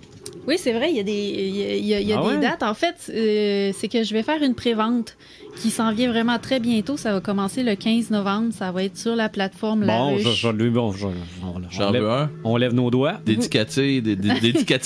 Vous irez voir ça. Là, ça va être... il va y avoir plusieurs formats. Vous allez pouvoir avoir en numérique, en papier, avec des petits extras en coffret, comme tu avais acheté pour le coffret du berger. Ça va être en coffret. Il va... Est-ce qu'on peut l'avoir directement d'auteur? Ben, ça va être directement de moi, mais il faut passer par la plateforme pour l'acheter. Là. Okay. Mais ça va être directement de moi. Vous allez l'avoir dédicacé et tout.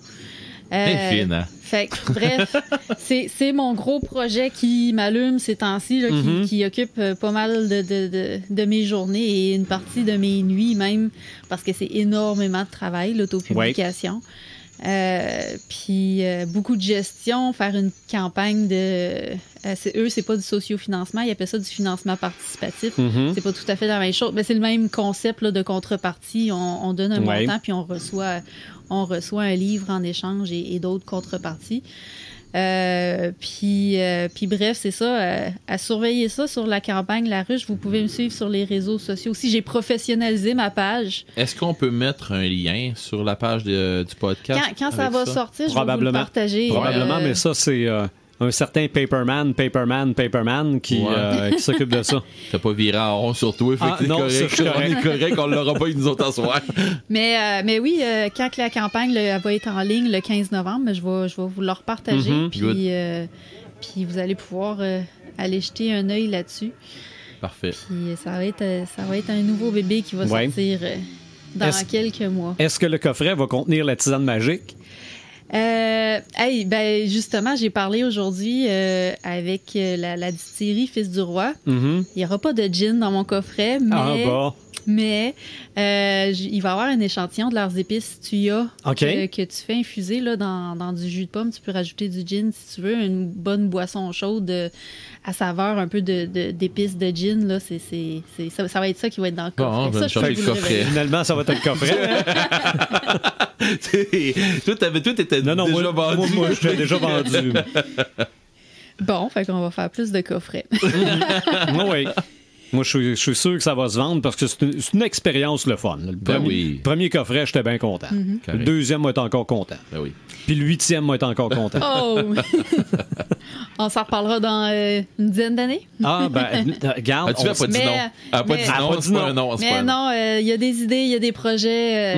Tu sais, je vous ai parlé entre le pré-show puis le podcast tantôt que il y avait déjà un autre premier jet d'écrit. Vous savez qu'il y a un autre roman en route qui va avoir une publication aussi peut-être en 2022. Fait que ça arrête pas. C'est rendu une job pour moi. Là. C'est rendu mon deuxième métier. Oui. Ben moi, un de mes ça m'allume, c'est justement le fait que elle s'assume comme autrice. Ben oui. Parce que là, sa page, c'est vraiment rendu son nom, autrice sur Facebook. Parce qu'avant, c'était le berger des loups. J'avais un gros complexe par rapport à Mythe.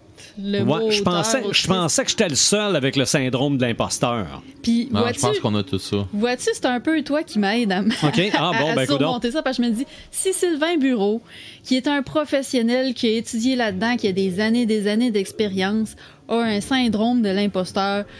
je pense que pas mal tout le monde peut avoir ça, puis c'est entièrement normal. Fait que ça m'a aidé un peu à passer par-dessus. C'est ça. Tes projets, je trouve ça le fun aussi. Est-ce que j'ai eu l'occasion de parler dans un des podcasts que j'avais mis les mains, parce que je ne l'ai pas acheté encore, là, sur la nouvelle Switch, incluant le nouveau Metroid? Non, tu nous j'en ai pas parlé. Non, j'ai touché à ça. Parce que c'est Fiston qui l'a, le tabarouette. Là. Okay. Mais bon, OK, c'est... Mais tu l'as. Lui, il l'a. OK, je pensais que tu l'avais acheté. Non. Il n'habite plus ici, malheureusement. C'est ça. Il est venu souper puis me mettre ça dans la face. Là. Mais je l'ai pris dans mes mains, je l'ai essayé. Tu l'as essayé? Oui. Et? C'est magnifique. Ça, pour être magnifique, là, c'est sûr... premièrement, l'écran plus gros, moi, je trouve ça beau, là, sur la nouvelle Switch. J'ai pas vu ce que ça donnait sur un téléviseur. Ça doit être écœurant aussi, là. OK, tu l'as pas branché. Okay. Non. Je veux dire, il est pas arrivé avec son socle, là. Je veux dire, Okay. Mais je l'ai essayé. Et il a fait probablement ce qu'il fallait pas. Me dire, après l'avoir terminé, « Oh, papa, tu seras pas capable de faire ça. » Comment ça? Il a dit ça. Ça sonnait tellement... non, t'es mais pas game. Mais oui, c'est vrai. En ce qui me concerne, c'est vrai. Mais... Non, mais c'est parce que ton garçon, je le connais, puis ton garçon, et puis toi et tout, je te connais. Fait que je me dis, il a pesé où est-ce que ça fait mal. Ouais, mais faut dire que Metroid Fusion, j'ai pas réussi à le terminer encore. OK. Donc, il dit, t'as pas réussi à finir tes Metroid Fusion, là, tu seras pas capable de finir ça. OK. Ah ouais. Fait que là, t'as commandé la... Non, j'ai rien commandé encore, mais j'ai Metroid Fusion, puis je vais le finir. Ah! OK, ça, là... Une chose à la fois. C'est réglé. Quand lui sera fini... On pensera à l'autre. On pensera à l'autre, mais pour être beau, c'est magnifique, c'est un jeu extraordinaire. Et autre petit ça m'allume, je sais pas pourquoi ça m'allume, c'est la bande-annonce ou le teaser du film Lightyear. Comme dans Buzz Lightyear. Oui, j'ai vu ça, mais je pensais que c'était des niaiseries, moi, là, que le monde y reprenait des trucs sur YouTube. Finalement, c'est une bande-annonce d'un film. Il y a un film qui s'appelle Lightyear qui s'en vient. Un live action? Non, c'est pas un live action, c'est un film d'animation, un Pixar comme n'importe quel Pixar, mais ce n'est pas l'histoire du jouet. OK. C'est l'histoire de Buzz Lightyear. Ah oui, qui avait inspiré le jouet, en fait. C'est ça. Donc, ça ressemble plus aux Incroyables qu'à Histoire de jouets là, pour l'animation, là, parce qu'évidemment, quand t'animes des jouets, ils sont raides un peu. Là. Ouais. Mais non, Lightyear, ça a l'air le fun. Mais je vais aller voir ça d'abord. Le personnage ressemblait justement à Monsieur Incroyable. Oui, c'est vrai, parce que là, évidemment, tu le vois pas de costume. C'est ça, puis j'étais un gros fan des animés comme ça, fait que surtout, eux autres, c'est ça. Ça fait que ça devrait être le fun. Oui, je me rappelle aussi de la série de dessins animés de Buzz Lightyear. Il y a eu des dessins animés sur le Disney Channel. Là. Okay. J'avais la cassette vidéo du premier épisode aussi. Là. Ça, c'était vraiment aussi les aventures du personnage et non pas du jouet. Mais celui-là, ça a l'air correct. Je veux dire, Est-ce que je vais aller voir ça au cinéma? Aucune espèce d'idée. Ça, Fiston m'a prêté Histoire de jouet 4 parce qu'il veut absolument que je l'écoute. Je ne l'ai pas regardé encore. OK. Non. Je pense que je l'ai pas écouté, moi. Non, je me suis même pas remis du 3, là. Avec François Bellefeuille. OK. Qui fait la voix de Sporty. OK. Attends un peu, celui qui... Cuichette, OK, en français. OK, c'est ce personnage-là. OK, moi, je pensais que c'était celui-là, non, qui fait de la moto avec une grosse moustache. C'est le nouveau jouet, là. OK. C'est Cuichette. Qu'elle s'est bricolée. Ouais. OK. Mais c'est ça. C'est François Bellefeuille qui fait la voix en version québécoise. OK, ça, c'est un autre bouton sur lequel Fiston pèse. Ah ouais. Ah ouais. Histoire de jouer, le papa, faut que t'écoutes ça. Je chuchote, moi, je sais que je chuchote. Ouais, mais... Si je l'écoute, c'est tout seul. Ouais, mais il est pas comme l'autre. OK. Ouais. Ah non. Ouais, mais c'est vrai que le troisième, là... Ouais. Regarde. Ouais. Puis en plus, à l'époque où j'ai vu ça... c'est nous autres qui on est tous chuchotes, là, parce qu'on a tous buggé sur le trou, mais c'est ça. C'est correct d'avoir des sentiments, les gars. Moi quand j'ai vu ça, Fiston passait au secondaire. Hein. Oui, c'est ça. OK? Fait que... Puis Histoire de jouet 2, j'ai acheté ça en cassette au magasin Zellers, puis il y avait 2 ans. OK. Fait que pour moi, Histoire de jouet, là, c'était... Puis on a toute une histoire avec nos propres jouets, là, aussi. Là. J'en ai encore de cachés à moi. On a même d'ailleurs plusieurs devant nous. Ouais, non, mais ça c'est mes nouveaux, ça. C'est moins rassurant. C'est ça, ouais, mais je veux dire, mon Hulk, mon Miko Hulk, là, je l'ai encore, là. Ouais, non, mais on a mais c'est pour ça que non, je veux pas voir Histoire de jouet 4, mais je le sais que je vais le regarder à un moment donné. Ben oui. Mais bon, voilà. T'es ça m'allume, Red? Écoute, je n'ai parlé un petit peu tantôt pendant le pré-show. J'ai été voir Dune. Et ça faisait pas... J'avais déjà lu Dune. Le roman, tout ça, mais pas tout au complet, là. Les enfants de Dune, j'ai débarqué, là, à un moment donné, c'est assez... Ouais, c'est immense. Ah non, c'est immense. Mais, tu sais, la première phase, là, je l'avais lu. Et je trouvais qu'il manquait du stock avec le film en 84. 4, je crois. Oui. Ben, c'était presque une blague. Là, oui, puis non. Il y a du stock qui viennent là-dedans, mais je trouve qu'ils ont garoché l'histoire en pas de temps. Fait qu'ils ont fait ce qu'ils ont pu, ils ont été chercher. Ça aurait mérité une série, puis d'ailleurs, je pense qu'il en existe une. Oui, c'est Children of Dune, si je me trompe pas, mais ça, je suis pas certain. Selon. Je me souviens pas exactement la série, je l'ai jamais écoutée. OK. Tout ça pour dire que le roman, j'ai lu, puis en plus, je l'ai repris en livre audio dernièrement. Un peu avant, quand on a su que M. Villeneuve faisait Dune, je me suis dit, je vais aller me la retaper. Ça fait longtemps, puis j'avais entendu un extrait sur Audible de comment est-ce que ça sortait. Puis j'ai fait, ok, je suis content, c'est bien, je vais l'écouter, puis je vais aimer ça. Puis finalement, j'ai adoré ça. C'est sûr que c'est pas... c'est pas un roman de science-fiction, de sci-fi qu'on est avec full d'action, des affaires de même. Mais le film, comme ils l'ont fait, my God, qui est pareil. Okay. Le film, il est pareil au roman. Okay. Mais as-tu eu l'occasion de jaser avec du monde qui l'ont vu, qui n'avait pas lu le livre? Oui. OK. Oui. Et j'ai jasé avec des gens qui ont lu le livre, à part de Pepperman puis moi. D'accord? En fait, cette semaine, pendant qu'on avait notre game de jeu de rôle, j'ai des amis qui ont lu Dune, mais ça fait tellement longtemps qu'ils s'en rappellent à peu près pas, et qui m'ont dit, oui, mais quand que un tel et un tel ont jasé, parce qu'eux autres, c'est du monde qui ont lu les livres et qui ont sorti de là, et deux gars qui sont opposés, les deux personnes, pas sans la même personnalité, et qui sont pas habitués d'être d'accord sur le même sujet, qui vont écouter un film, qui vont faire, ouais, mais moi j'ai vu ça, mais toi t'as vu ça parce que t'as compris ça de même, t'es dans le champ, puis puis c'est, comme faut que tu le comprennes, c'est comme ça, tu sais, du monde qui analyse trop le film, là, puis tu sais, qui sont sortis de là, puis qui ont fait tous les deux pareil en même temps, c'est pareil comme le roman. Fait que si vous avez aimé le roman, le film Dune, c'est mon gars. Mais si tu l'as pas lu? Si tu l'as pas lu, les gens qui l'ont pas lu, justement, il y a moi j'ai ma blonde, elle me demande, elle dit je veux savoir, elle dit t'as-tu aimé ton film? Parce que tu sais, je savais qu'elle n'est pas du style à aimer ben ça, mais je me suis dit, à soir, je suis seul, mes filles, ils ont de quoi à faire d'un bord puis de l'autre, puis ça n'a pas l'air à eux tenter. Ma blonde, elle a de quoi, puis je me suis dit, ils ont l'autre a de quoi, l'autre a de quoi, l'autre a de quoi. Finalement, ma blonde est supposée être avec moi, puis finalement, ma blonde a travail. Check bien ça. Je m'en vais au cinéma. Fait que je suis allé écouter mon film. Ma blonde, elle m'a demandé voir comment est-ce que j'avais trouvé le film, puis ainsi de suite.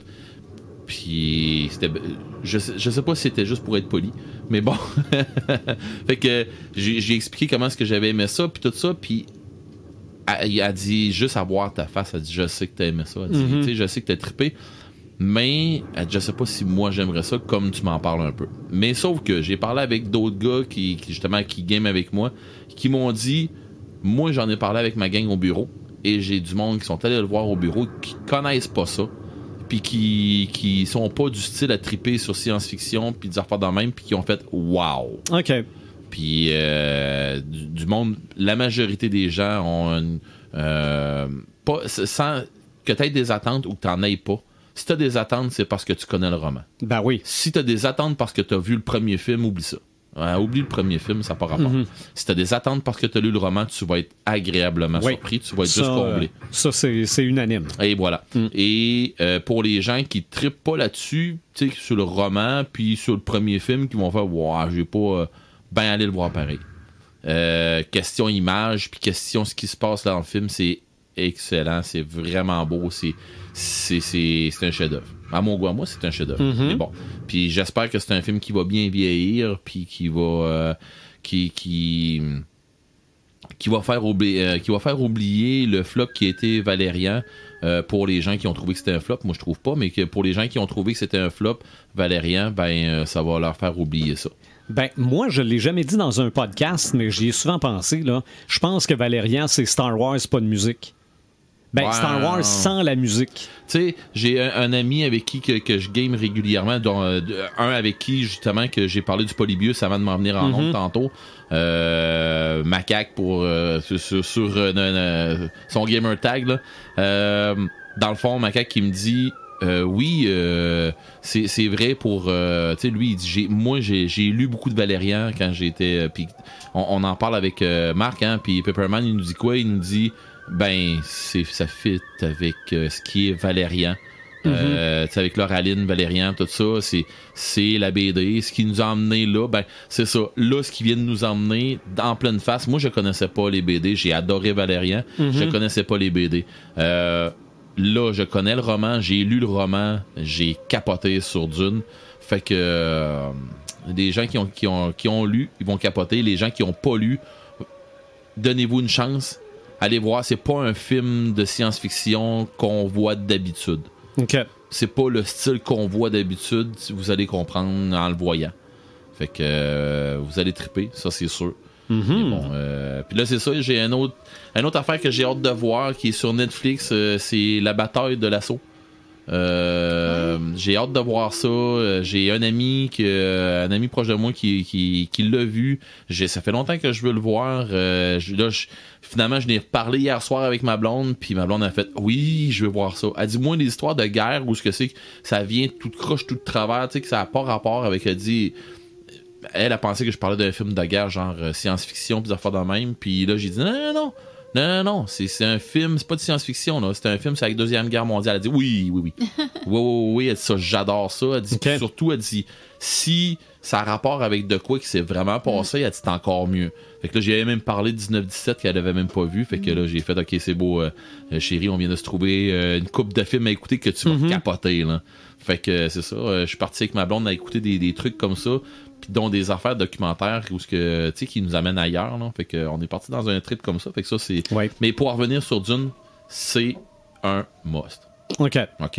C'est juste wow, là, d'un bout à l'autre. Qui fait que dans mon ça m'allume, là, dans mon livre, j'ai écrit Dune.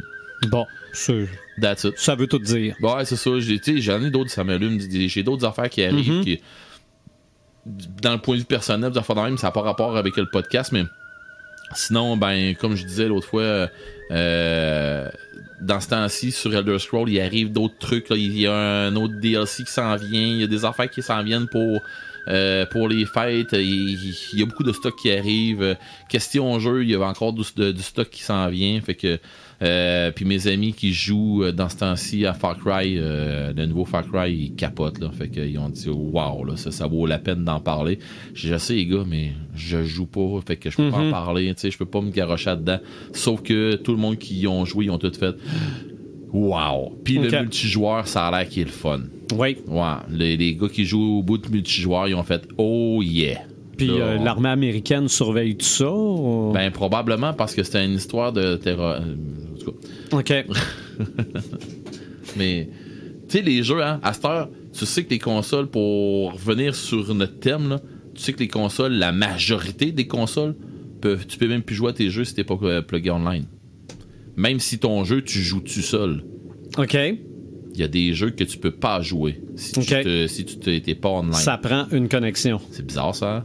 Ouais. C'est surtout pas pratique. On s'en va dans le métavers.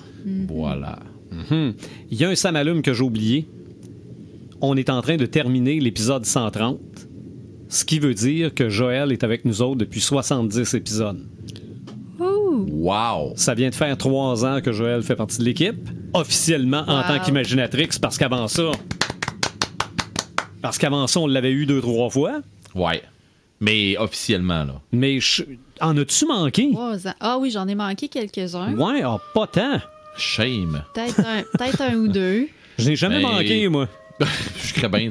Non, mais pour vrai, j'en ai repoussé. J'essaie de me mettre dans la tête celui que t'as oublié, que pas t'as oublié, mais que t'étais pas là. Il y en a un l'année passée, certain, là, quand j'ai fini mon NaNoWriMo, là, que j'étais capote, là.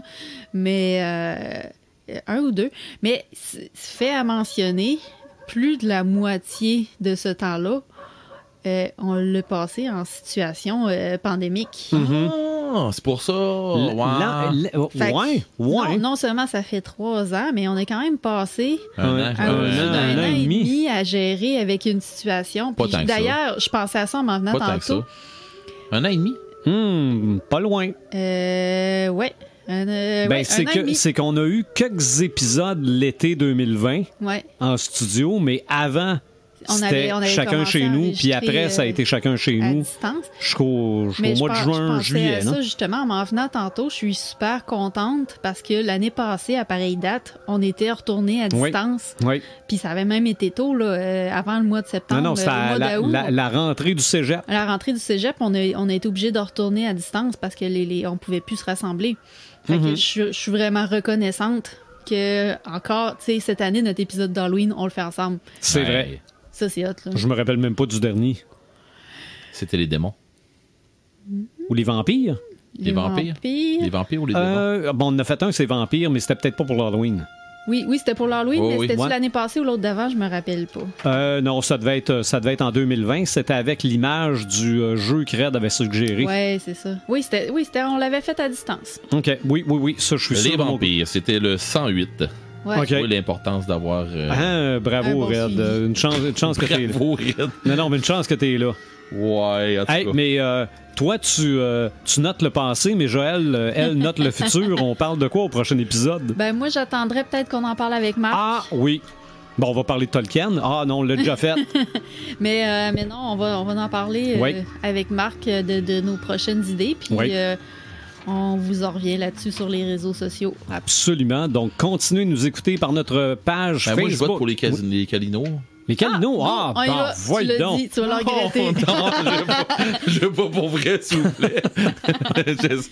Honnête, je sais pas de quoi je vais parler, fait que non. Mais tu sais, arrête de dire des trucs de même. Tu sais qu'à toutes les fois, c'est ça qui arrive, Red. Je sais, mais... On sort une niaiserie, puis on dit, finalement, c'est peut-être pas si fou. On va demander aux auditeurs de nous sortir de là, s'il vous plaît. Je veux pas les Calinos, pour vrai. Donc, suivez-nous sur notre page Facebook, sur notre site internet podcastdécrinqués.website, sur YouTube, sur les différentes plateformes de streaming. Vous avez des légendes urbaines qu'on connaissait peut-être pas. Vous pouvez nous en faire part aussi. Envoyez-nous des liens. Oui, on aime s'entendre parler de vous autres et on se retrouve à l'épisode 131.